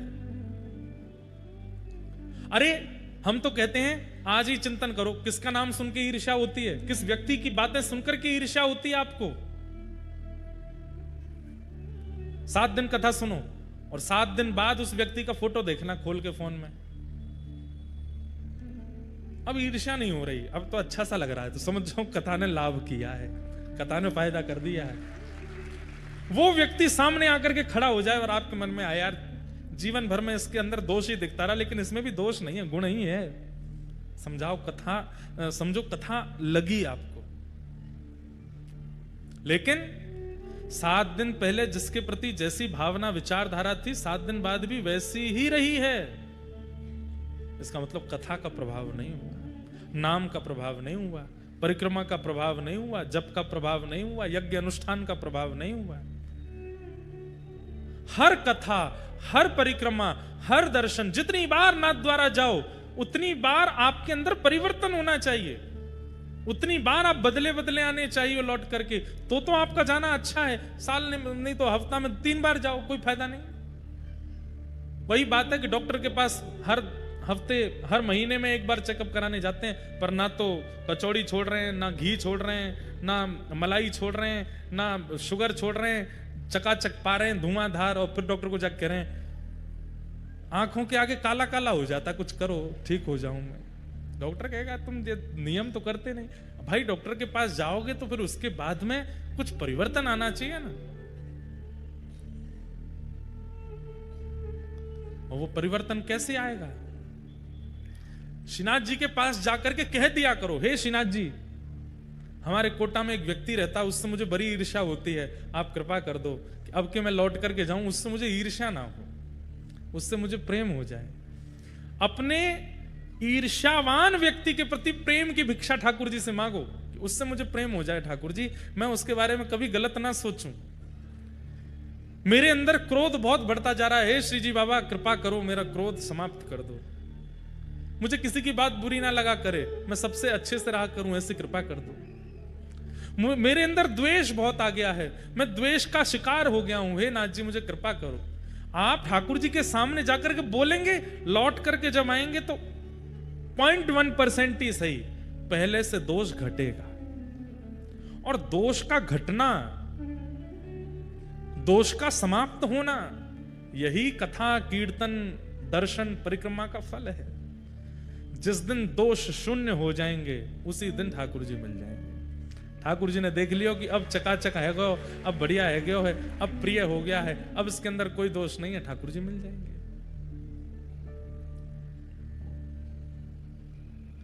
वास्तव में कथा सुनने का यही रूप है कि हम हमारे दोषों को काटें, थोड़ा कम करें, घटावें। 7 दिन के बाद भी कुछ नहीं बदला, वैसे कि वैसे ही रहे, पैसा अलग खर्च हुआ, समय अलग बर्बाद हुआ, मिला कुछ भी नहीं। इसलिए परिवर्तन की भावना से कथा सुना कीजिए। हम कथा कहते हैं, मैं अपनी प्रशंसा के रूप में नहीं कह रहा हूं, हर कथा में एक चीज से आगे निकल जाता हूं। मेरे को पता है कि मेरे अंदर दोष क्या है, ये दोष हैं, ये कमियां हैं, ये सब मुझे पता है। हर व्यक्ति को अपनी कमियां पता होती हैं। हर कथा में विचार करके बैठता हूं कि इस कथा में ये दोष का नाश करना है, इस कथा में ये कमी से थोड़ा ऊपर बढ़ना है। और नाश की बहुत बात की है, थोड़ा ठीक करें, थोड़े से ही आगे बढ़ा जाता है। अपने आप एक दिन देखेंगे कि सारे दोष नष्ट हो गए। अच्छा, सर्वदोष विमुक्त हो गए, इसका क्या प्रमाण है? अब आपके अंदर कोई दोष नहीं बचा, इसका प्रमाण क्या है? दीनता। जिस दिन झुकने लग जाओ, जिस दिन दीनता चित्त में आ जाए, जिस दिन सरलता चित्त में आ जाए, जिस दिन कम बोलने का मन हो, मुख पर एक मधुर सी प्रसन्नता रहती है, बस सुनने की इच्छा होती है, ना ज्यादा किसी को समझाना, ना ज्यादा किसी से बोलना, ना ज्यादा किसी से मतलब रखना, बस अपने चित्त से आनंदित रहना, प्रसन्न चित्त होकर के विचरण करना और अत्यंत दीन होना। सामने कोई आ जाए, देख जरा सा भी बड़ा व्यक्ति है, उसी को प्रणाम कर लेते हैं, उसी के सामने झुक जाते हैं, उसी को वंदन कर लेते हैं, समझ जाओ दोष विमुक्त हो रहे हो। कथा यही करती है। निर्मत सराणाम सताम। तो इसलिए अगर आपके अंदर ईर्ष्या है, सबसे पहले उसी की चिकित्सा करो। काम बाद में, क्रोध बाद में, लोभ बाद में, आलस्य बाद में, मोह बाद में, सब बाद में, पहले ईर्ष्या की चिकित्सा हो। ईर्ष्या इतना बड़ा पत्थर है, नाली में ब्लॉकेज हो गया, क्यों? भीतर कुछ भारी फंसा हुआ है, डंडा डाल करके उसको निकाल दो, सारा पानी अपने आप चला जाता है, जितनी गंदगी है सब अपने आप चली जाती है। अब आप क्या कर रहे हैं? नाली फंस गई है, अच्छा बहुत दुर्गंध आ रही है, क्या करो? परफ्यूम डाल दो। अब परफ्यूम डाल दोगे 5 मिनट के लिए सुगंधी रहेगी, उसके बाद फिर दुर्गंध आएगी। अब भी दुर्गंध आ रही है, अब क्या करें? उसमें तीर्थों का जल मिला दो। अरे भाई बढ़िया डंडा लेकर के आओ, नाली के भीतर डालो, कुछ फंसा है उसको निकालो, सारा पानी निकल जाएगा, अपने आप स्वच्छ हो जाएगा। ठीक वैसे ही हम में अत्यंत दोष हैं, और वो अत्यंत दोष कभी कभी हमको ही पीड़ा देने लगते हैं। तो हमको लगता है कि यार काम बहुत है, क्रोध बहुत है, मोह बहुत है, आलस्य बहुत है, ये सारे अवगुण मेरे अंदर बहुत हैं, अब मैं क्रोध को कम करूंगा, अब मैं लोभ को कम करूंगा। अरे भले आदमी, ईर्ष्या है भीतर, पहले उसको निकालो। ईर्ष्या रूपी पत्थर जैसे ही निकलेगा, जमा हुआ जितना भी गंदगी है, जमा हुआ जितना भी जल है, दुर्गंध है, धीरे धीरे सब समाप्त हो जाएगा। ईर्ष्या का नाश करो। व्यक्ति क्या करता है? काम पर वर्कआउट कर लेता है, क्रोध पर वर्कआउट कर लेता है, पर ईर्ष्या को रहने देता है। इसलिए बार बार बार बार बार बार दोष जन्म लेते रहते हैं। भागवत जी ने पहले ही आज्ञा कर दी कि ईर्ष्या दोष को नष्ट करो। वैद्यम वास्तवमत्र वस्तु शिवदम तापत्रयोन्मूलनम। वैद्यम वास्तवमत्र वस्तु शिवदम। श्रीमद् भागवत क्या कराती हैं? कृष्ण से संबंध कराती हैं। ठाकुर जी कोई अपने लगने लगते हैं, ठाकुर जी से एक नाता लगने लगता है। कथा सुनने के बाद में कई लोगों को ऐसा होता है कि मंदिर जाते हैं ना, आंखों में अपने आप पानी आ जाता है, ठाकुर जी को देखेंगे अपने आप नेत्र सजल हो जाते हैं। ऐसा जिसके साथ भी होता है, ठाकुर जी को देख के, धाम में जाकर के, वैष्णव को देख करके, कथा में आकर के, या भगवत संबंधी किसी भी चर्चा को सुनकर के नेत्र सजल होते हैं, उसके लिए ये पंक्तियां हैं। क्या? कई जन्मों से बुला रहे हो, कोई तो नाता जरूर होगा, नजरों से नजरें मिला न पाऊं, मेरी नजर का कसूर हो। मीराबाई पूर्व जन्म में माधवी नाम की गोपी हैं। जब मीरा बनकर के आई मेड़ता में, बचपन से उनकी स्थिति ऐसी, कथा में जाती हैं रोती हैं, संतों को देखती हैं रोने लगती हैं, ठाकुर जी का विग्रह देखती हैं तो रोने लगती हैं। उनके घर वाले पूछते हैं मीरा तू रोती क्यों? बोले मुझे ही नहीं पता, इनको देख के रोना आता है बस। क्यों? क्योंकि हम नहीं समझ पाते हैं, पर ठाकुर जी से हमारा पूर्व का कोई नाता है, कोई संबंध है। हम या तो पूर्व जन्म में ठाकुर जी के बहुत अति सामीप्यवर्ती कुछ रहे हैं, ठाकुर जी के सखा रहे होंगे, ठाकुर जी की कोई गोपी रहे होंगे, और नहीं तो गैया रहे होंगे, ठाकुर जी के आसपास घूमने वाली कोई चैंटी रहे होंगे, ठाकुर जी को देखा होगा। इसलिए अब उनकी लीला, चर्चा, गुण, ये सब सुनकर के भावुकता होती है चित्त में। क्योंकि हमारा शरीर नहीं जानता, आत्मा तो एक ही रहती है ना। वही चैंटी के अंदर थी, वही गैया के अंदर थी, वही ग्वाल बालों के अंदर थी, और वही आज शरीर के अंदर है। आत्मा थोड़ी बदलती है। उसको पता है कि मेरा इनसे संबंध है। तुम ही तो मेरे माता पिता, तुम ही तो मेरे बंधु सखा हो, गाइए। तुम ही तो मेरे माता पिता, तुम ही तो मेरे बंधु सखा हो। कितने रिश्ते तुम संग मेरे, कोई तो नाता जरूर होगा। कितने रिश्ते तुम संग जोड़े, कोई तो नाता जरूर होगा। कई जन्मों से बुला रहे हो, कोई तो नाता जरूर होगा। कई जन्मों से बुला रहे हैं, कोई तो नाता जरूर होगा। एक राजा थे, उनका नाम था कुलशेखर। क्या नाम था? कुलशेखर। उनका नियम था कि वो राम कथा सुनते थे नित्य, पर राम कथा में सीता जी का हरण का प्रसंग जब भी आता था कथा में, उनकी आंखें लाल पड़ जाती थी, मुख लाल पड़ जाता था, और तलवार अपनी ढूंढने लगते थे, धनुष बाण कहाँ हैं ढूंढने लगते थे। तो पंडित जी समझ गए कि भाई इनके सामने सीता हरण की कथा नहीं कहनी है। तो पूरी राम कथा होती, लेकिन रावण ने सीता जी का हरण किया ये नहीं बोलते थे। वो उसके बदले कुछ बोल देते थे, सीता जी भटक गई, खो गई, लंका पहुंच गई, ऐसा कुछ कह देते थे। एक बार पंडित जी बीमार पड़ गए, उन्होंने अपना बेटा भेजा, बोले तुम कथा सुनाया और राजा को। अब उसको नहीं पता था कि इनके सामने रावण ने सीता जी का हरण किया, ये सुनाना नहीं है। वो तो आंख बंद करके सुनाता चला गया।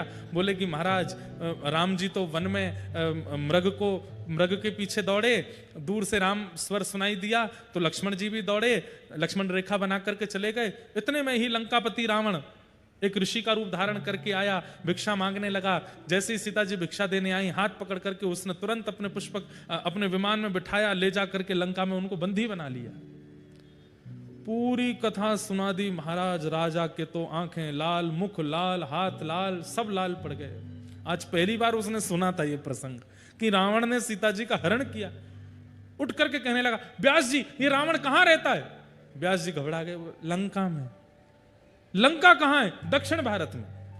तुरंत अपने सेनापति को बुलाया, अपने सब, अब कलिकाल में, और बोला इसी वक्त हमारी जितनी सेना है सबको तैनात करो, सबको धनुष बाण आदि सहित तैयार कर दो और निकल पड़ो दक्षिण की ओर। तो सेनापति पूछने लगे चढ़ाई कहां करनी है? वो लंका के ऊपर। सीता जी का हरण करके ले गया है रावण, उसका वध करके आएंगे। अब वो पंडित जी घबराए, बोल अरे महाराज वो तो, पंडित जी आप बैठे रहो, आपकी दक्षिणा मिलेगी पूरी पूरी, पहले सीता जी को लेके आऊं मैं।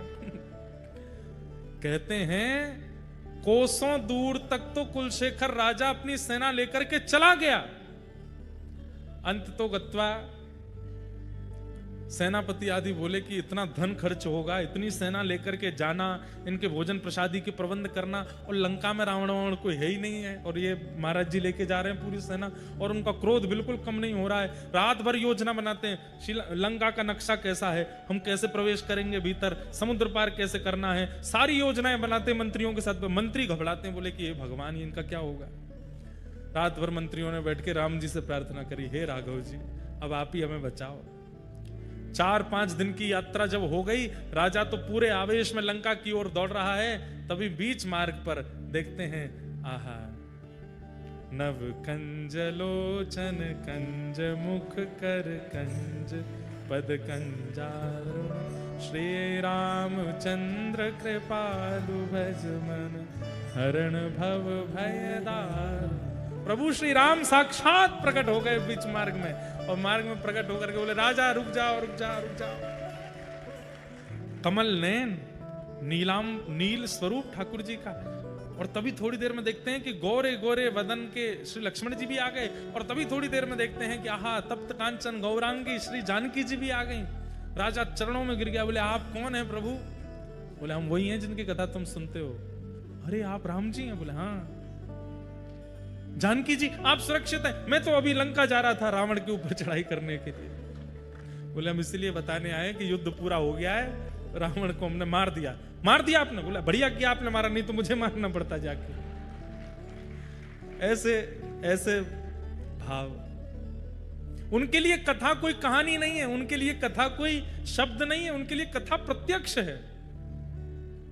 एक और हुए दक्षिण भारत में, उन्होंने भी कथा में कोई भाव सुना। हाँ, विभीषण शरणागति, विभीषण शरणागति का जब भाव सुना तो उस भाव में यह आता है कि राम जी ने जैसे देखा कि विभीषण शरणागति के लिए आया है, तो राम जी बोले अच्छा इसको बैठाओ, मैं एक बार पूछ के आता हूं। तो हनुमान जी आदि को बुला करके राम जी पूछ रहे हैं कि इसको शरण में लूं कि नहीं लूं। इस बात को सुनकर के उठ के चला गया और इतना रोया नदी के तट पर जाकर के। लोगों ने ढूंढ करके पूछा तुम रो क्यों रहे हो? बोले मैं तो ये सोच रहा हूं, रावण की लंका नगरी में रहने वाला, राम में जीवन जीने वाला विभीषण वो शरण में आता है तो राम जी पूछने जाते हैं, हम तो बड़े अभागे हैं, हम अगर शरण में जाएंगे तो राम जी तो जाने कितनी लंबी मीटिंग करेंगे कि इसको लूं कि नहीं लूं। जो इतना विचार करते हैं शरणागतों को शरण में लेने से पहले, उनकी शरणागति हमको कैसे मिलेगी? इस बात से चिंतित होकर के रो रहा था। राम जी तुरंत प्रकट हो गए, तुरंत उसको स्वीकार किया। बोले भैया तो बिल्कुल चिंतित मत हो, आगे की कथा तो सुनो। आगे कथा में जाकर के सुना तो क्या सुना कि सबने मना किया कि विभीषण को स्वीकार मत करो। सुग्रीव ने तो स्पष्ट कह दिया, बोले रावण का भैया है, उसके साथ इतने साल रहा है, ये शुद्ध कैसे हो सकता है, इसको स्वीकार मत कीजिए। सबने मना किया, लेकिन राम जी कक्ष से बाहर निकल करके आए और सबने कह के भेजा था इसको वापस कर देना नाथ, लेकिन राम जी गए और राम जी ने जाकर के तुरंत विभीषण को अपने हृदय से लगाया, स्वीकार करके तिलक कर दिया। भले ही सब मना करते रहे, लेकिन राम जी फिर भी स्वीकार किए। आगे की कथा में उसने क्या सुना कि भले ही लाख लोग मना करें पर ठाकुर जी फिर भी स्वीकार करते हैं, तब उसके चित्त को शांति मिली। कथा ठाकुर जी से संबंध कराती है, और वो कब कराएगी? आप व्यास जी का चिंतन मत करो, ये मत सोचा कीजिए कि इंद्रेश जी कथा सुना रहे हैं, कोई व्यास जी बैठे हैं। आप तो केवल चिंतन किया करो, शब्द सुनकर के एक छवि देखो और उस छवि में सब अनुभव करो। यहां से अब व्यास जी ने कहा घोड़े पर बैठे हैं तो घोड़ा कैसा है, वो मार्ग कैसा है, वहां पहाड़ हैं, कुछ नदियां हैं। चिंतन करते हुए कथा सुना कीजिए। चिंतन करते करते करते करते ऐसा होगा कि एक दिन पंडाल नहीं दिखेगा, व्यास जी नहीं दिखेंगे, प्रत्यक्ष ठाकुर जी का ही अनुभव हो जाएगा। हम आपको अपनी सत्य बात बोल रहे हैं, हम कथा सोच करके नहीं बोलते। हमें आप लोग दिखते ही नहीं है, हमें लीला ही दिखती रहती है। अब यहाँ ये हो रहा है, अब यहाँ ऐसे हो रहा है, अब यहाँ ऐसे हो रहा है, और जो जो हमें दिखता है हम बोलते रहते हैं। अभी ऐसा नहीं है कि पंडाल नहीं दिख रहा, आप दिख ही नहीं रहे हमको, ऐसा नहीं, पर मतलब चिंतन आता रहता है, कुछ ना कुछ भाव आते रहते हैं। अब जैसे कुलशेखर राजा आ गए, वो बोले मेरी कथा सुना दो। अब उससे पहले कोई और राजा आ गए, उनकी कथा सुनाई। श्रीनाथ जी बोले मेरी कथा सुनाओ, मीराबाई बोली मेरा पद सुनाओ। ऐसे चिंतन आते रहते हैं, और ये केवल हमारे साथ नहीं होता, ये आपके साथ भी होगा। लेकिन उसके लिए करना क्या पड़ेगा? व्यास का चिंतन मत करो, व्यास की वाणी सुनकर के जो लीला चल रही है उसका अनुसरण करो, अनुभव होने लगेगा। वैद्यम वास्तव मत्र वस्तु शिवदम, ठाकुर जी से संबंध कराती है श्रीमद् भागवत की कथा। तापत्रयोन्मूलनम, तीनों तापों का उन्मूलन करती है। श्रीमद् भागवते महामुनि कृते किंबा परैरीश्वरः सद्यो हृदय वरुध्यते त्रिकृत भी शुश्रूषुभिस्तच्छणात्। ठाकुर जी की कथा जिसको सुनने मात्र से चित्त में ठाकुर जी प्रकट हो जाते हैं, ऐसी कथा को हम प्रणाम करते हैं।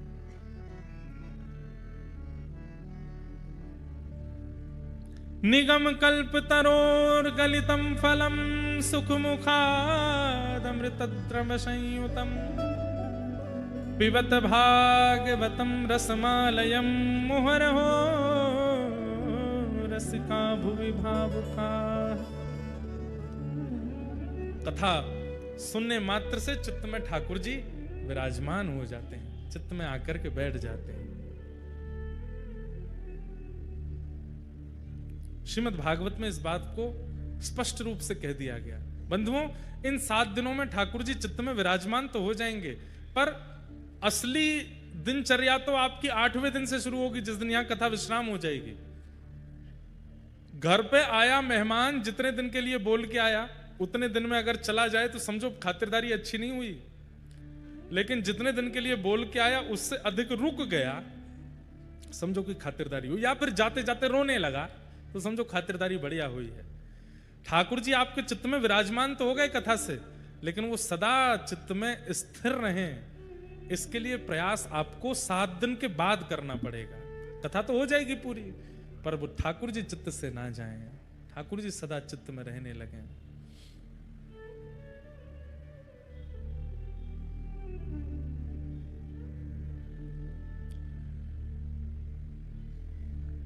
एक पंक्ति हमारे ब्रज में गाते हैं,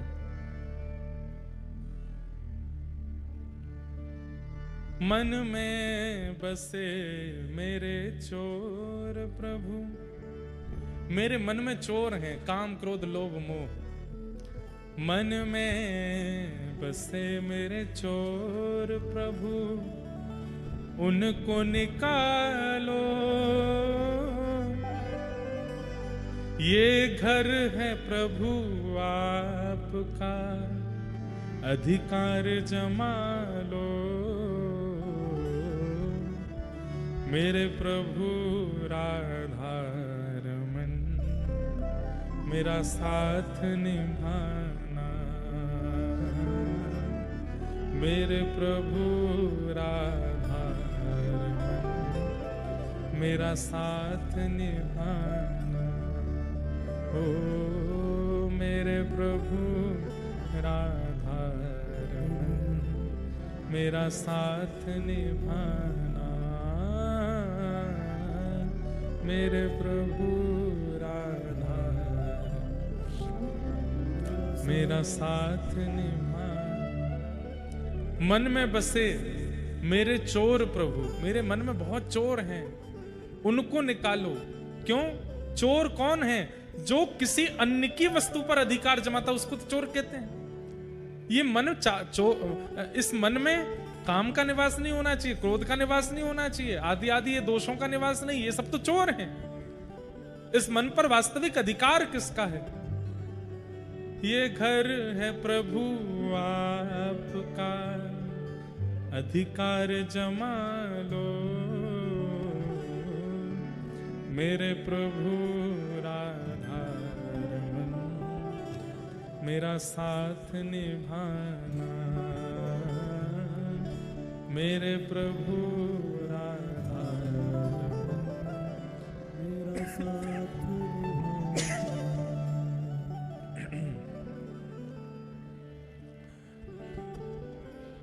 हमारे व्रज में किशोरी जी से प्रार्थना करते हैं।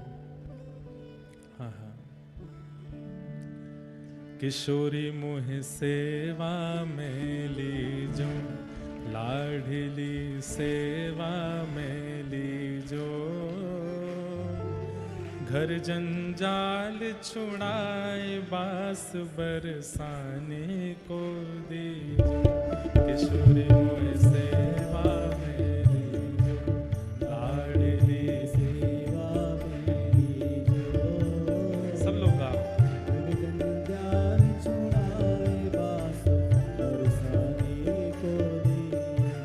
किशोरी मोहे सेवा में लीजो, लाडली सेवा में लीजो।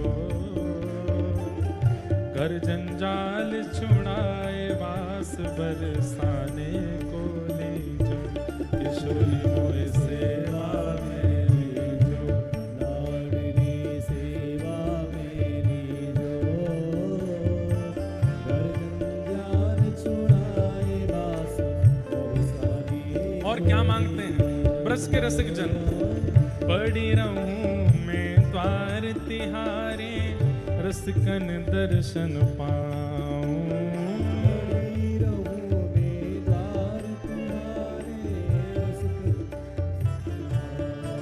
ओ पड़ी रहूं मैं द्वार तिहारे, रसिकन दर्शन पाऊं।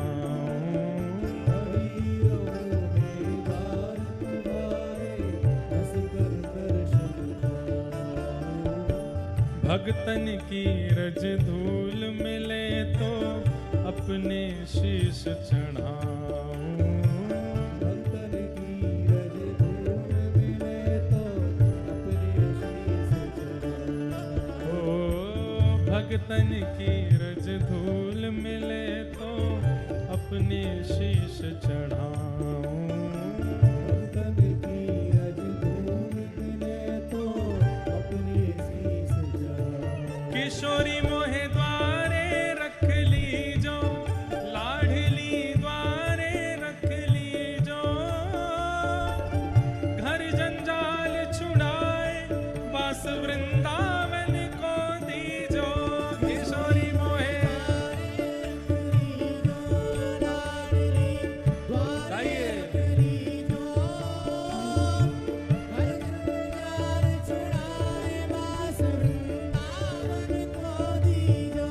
किशोरी मोहे द्वारे रख लीजो, लाडली द्वारे रख लीजो,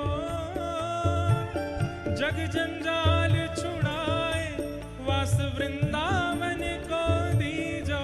किशोरी मोहे द्वारे रख लीजो, लाडली द्वारे रख लीजो, जग जंजाल छुड़ाए वास वृंदावन। बोल बरसाने वाली की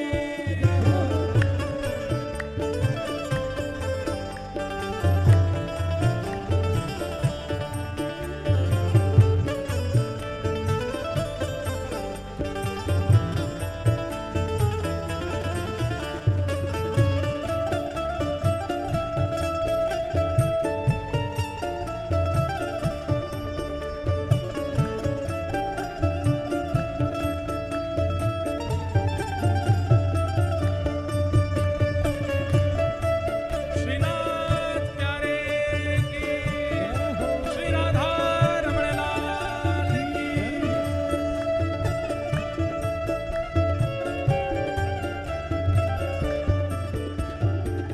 भूख लगे तो ब्रजवासन के टूक मांग के खाऊं, भूख लगे तो ब्रजवासिन के भूख मांग के खाऊं, भूख लगे तो ब्रजवासन के टूक मांग के खाऊं, भूख लगे तो ब्रजवासिन के भूख मांग के खाऊं। ओ कबहु प्रसादी श्री महलन की कृपा होए तो पाऊं, कबहु प्रसादी श्री महलन की कृपा होए तो पाऊं। ओ कबहु प्रसादी श्री महलन की कृपा होए तो पाऊं। कबहु प्रसादी श्री महलन की कृपा होए तो पाऊं। किशोरी मेरी विनय मान लीजो, लाडली विनय मान लीजो, जग जंजाल छुड़ाए वास वृंदावन को दीजो। किशोरी मेरी विनय मान लीजो, लाडली विनय मान लीजो, जग जंजाल छुड़ाए वास वृंदावन को दीजो। किशोरी मोहे द्वारे रख लीजो, लाडली द्वारे रख लीजो, जग जंजाल छुड़ाए वास वृंदावन को दीजो। द्वारे रख लीजो, लाडली द्वारे रख लीजो, जग जंजाल छुड़ाए वास वृंदावन को और दीजो। ये पंक्ति तो सब लोग मेरे साथ ऊंचे स्वर में गा। क्या? राधे राधे रटू निरंतर, राधे के गुण गाऊं, राधे राधे रटू निरंतर, राधे के गुण गाऊं। ओ राधे राधे रटू निरंतर, श्यामा के गुण गाऊं। राधे राधे रटू निरंतर, श्यामा के और तेरे ही गुण गाए गाए मैं तेरो ही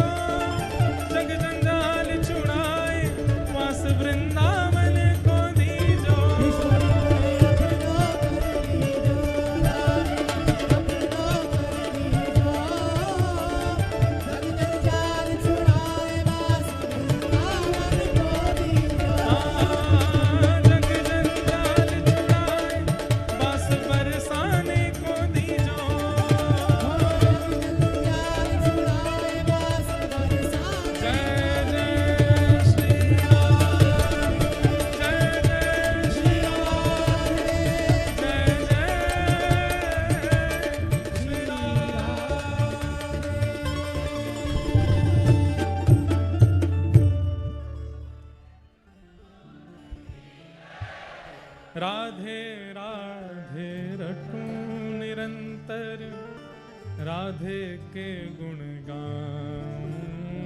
राधे राधे रटू निरंतर राधे के गुण गाऊं।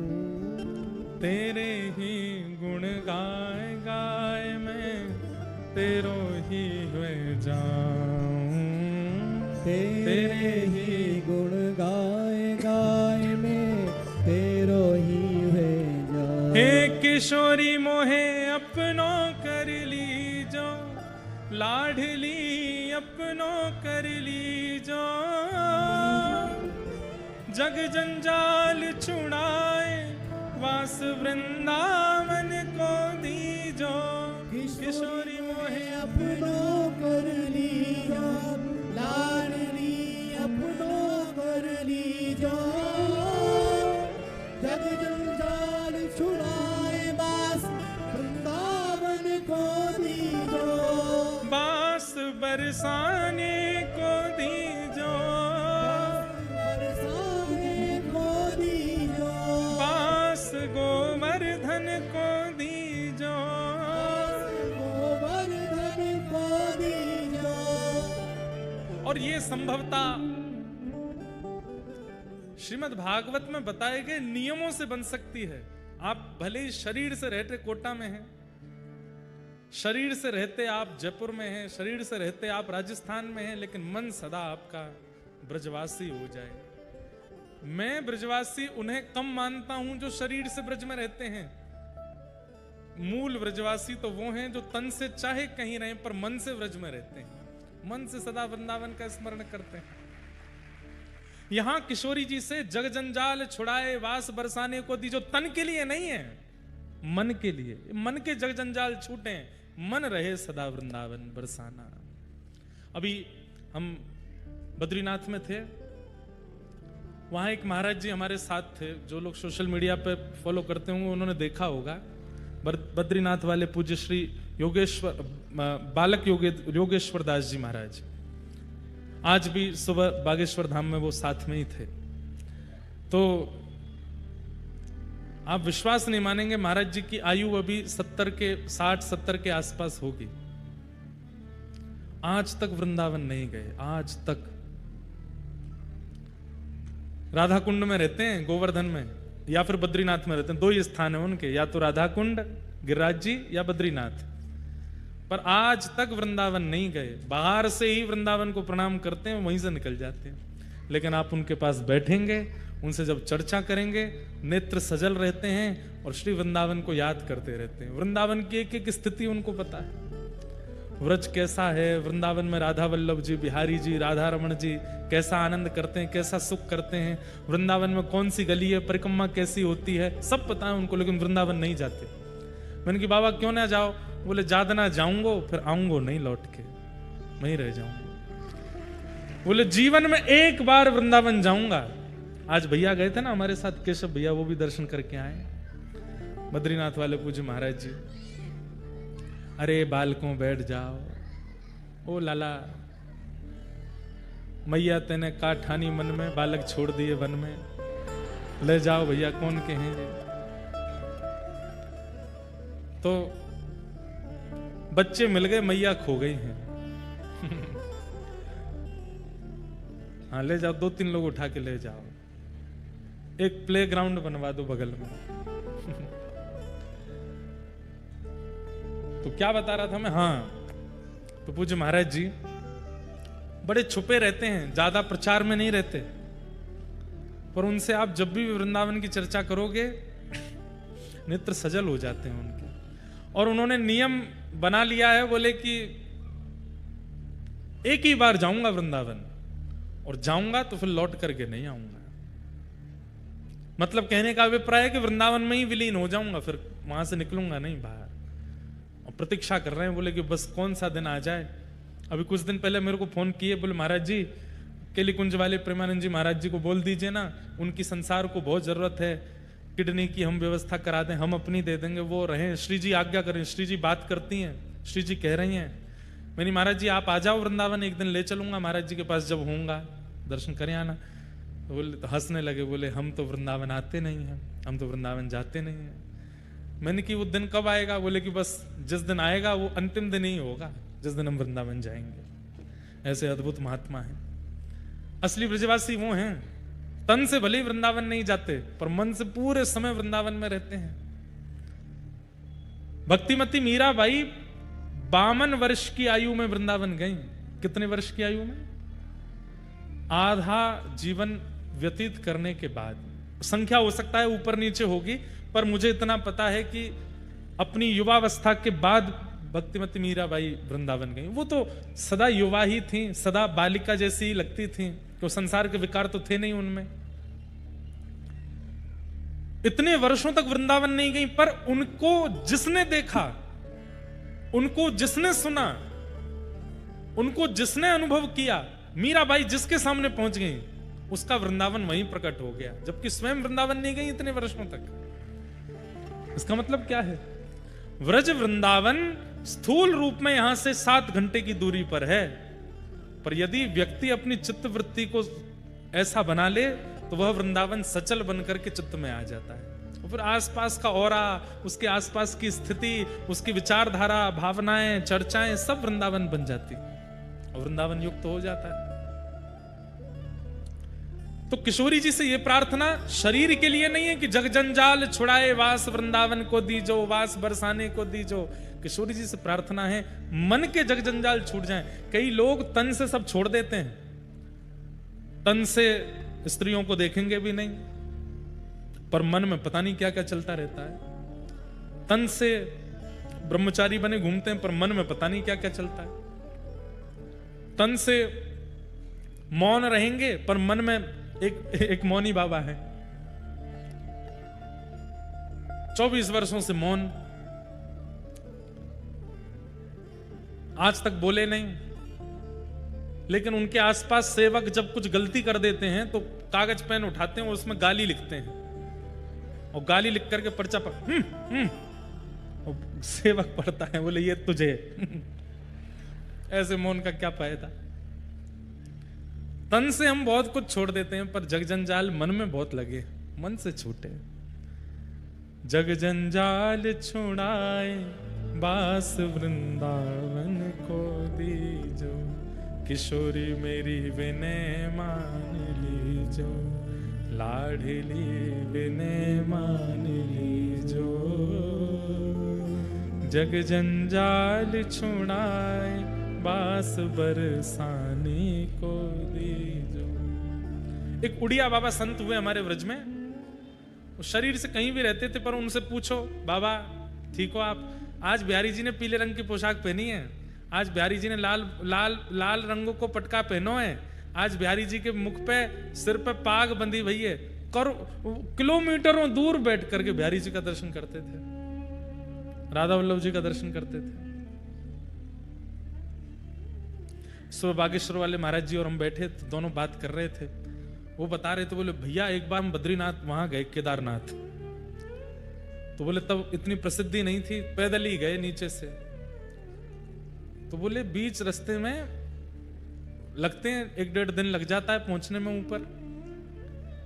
तो बोले साथ में जो थे वो तो आगे निकल गए, मैं थोड़ा पीछे रह गया। तो एक महात्मा आए मेरे बगल में, मैंने कहा अच्छा। फिर वो महात्मा बोले थक गए होगे बालक, आओ चलो मेरी कुटिया पे बैठो। तो छोटी छोटी पगडंडी हैं केदारनाथ की, अब तो बढ़िया बन गई। बोले वो ले गए मुझे अपने मंदिर में, हनुमान जी का मंदिर।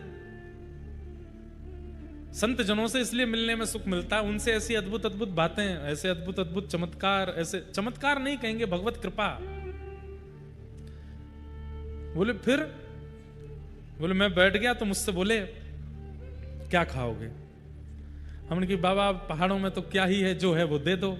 नहीं नहीं तुम बताओ तुमको क्या खाना है। अरे बाबा यहाँ पहाड़ में क्या मिलेगा, हमको तो कुछ नहीं खाना, आप जो दे दो सो ठीक है। बोले नहीं नहीं तुम बताओ ना तुमको क्या खाना है। तो बोले भैया हमने बोल दिया छतरपुर में कचौड़ी वाला है, उसकी दही की कचौड़ी खानी है। बोले मैंने भी मजाक में बोल दिया। बाबा बोले रुको, भीतर गए, बोले भैया वो आज भी कचौड़ी देता है, उस पर टोकन रख के देता है, ऊपर टोकन में संख्या लिखी रहती है। मैंने अच्छा। बोले बाबा गए मंदिर के भीतर से दोना लेके आए, वही कचौड़ी वही दही, उस पर टोकन और रखा था 101 नंबर का। और मुझे लाके बोले लो पाओ। बोले मैंने पाया, वही स्वाद, वही मैंने कही ये तो चमत्कारी सिद्ध बाबा है। बोले फिर हमने 5-6 चीजें मंगवा ली। बोले माँ की चाय पिला दो, माँ का ये खिला दो। बोले मन में क्या आ गया कि भाई इनसे ये विद्या सीखनी है और इनके पास रहना है।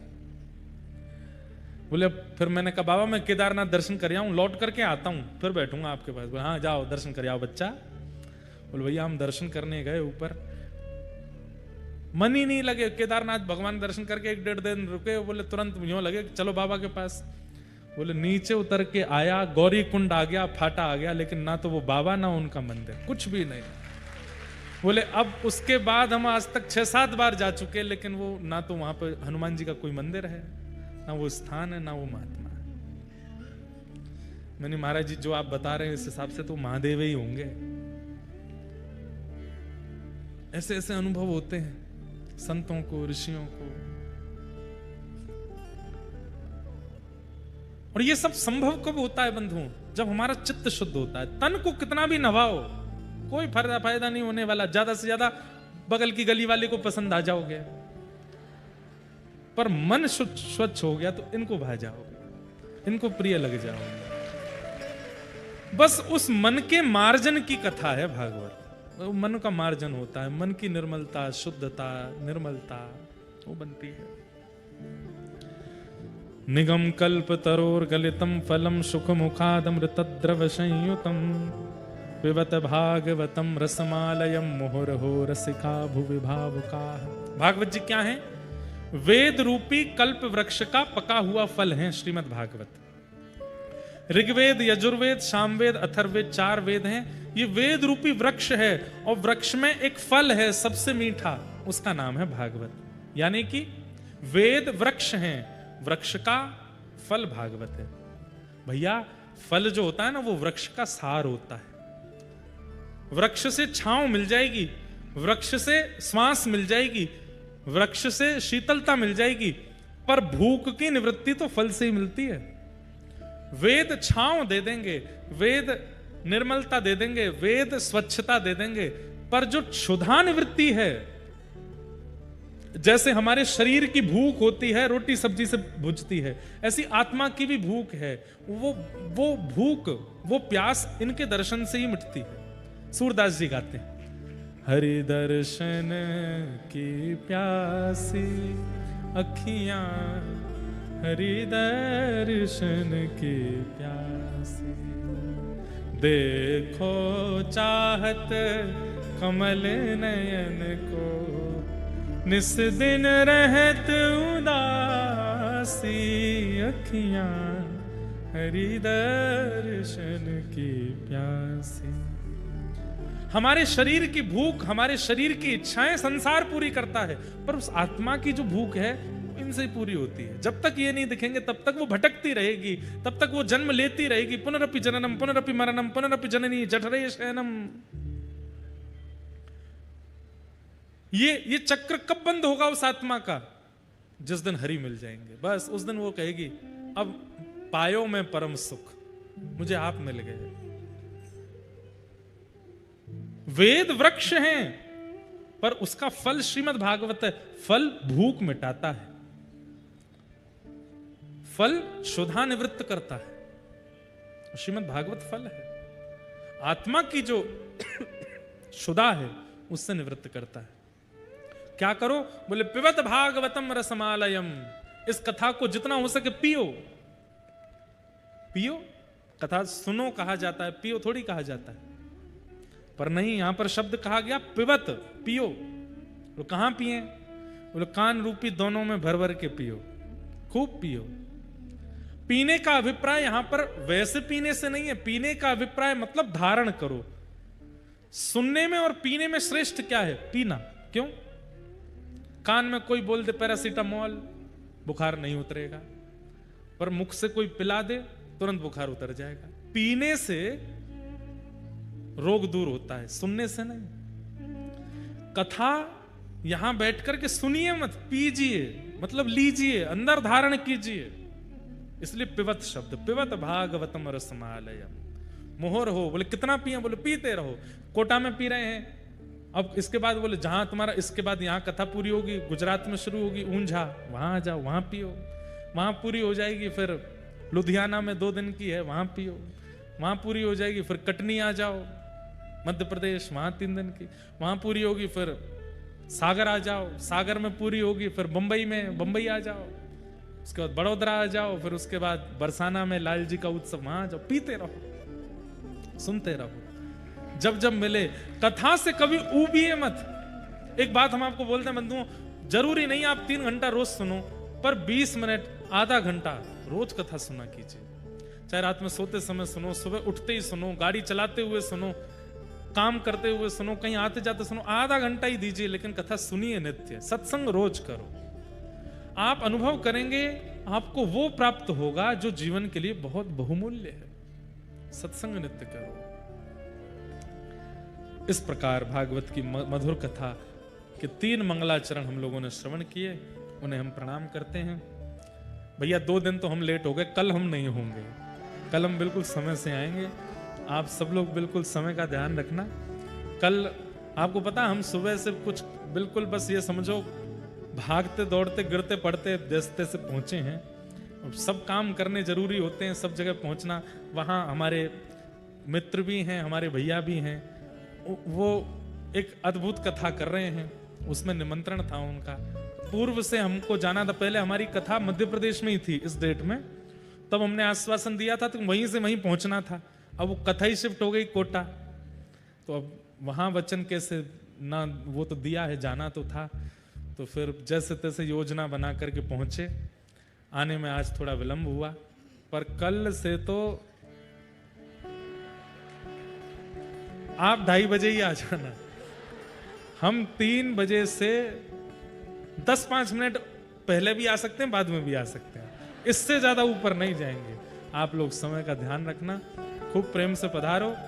2 दिन कथा के हुए, कल से हम थोड़े बोनस में कथा थोड़ी देर तक और सुना देंगे, 2 दिन की भरपाई कर देंगे। आप लोग खूब प्रेम से पधारो। परसों कथा में ठाकुर जी का मधुर जन्मोत्सव हम लोग मनाएंगे, खूब बढ़िया आनंद करेंगे। रसगुल्ला वाली कथा होगी। और अब हम कहीं जा नहीं रहे, कोटा में ही हैं, तो इसलिए कोई दिक्कत वाली बात नहीं। मिलना जुलना कब होगा, गिरधर लाल जी के दर्शन कब होंगे, ये हम बता देंगे। इतनी संख्या में आप लोग हैं तो कैसे कहाँ व्यवस्था बनेगी, एक बार सब हमारे परिवारी जनों से पूछ करके फिर उसकी योजना बनाएंगे। आइए आज के मधुर कथा को विश्राम देते हैं। आरती के लिए यजमान परिवार मंच पर पधारें। हे भजो मुकुंद माधव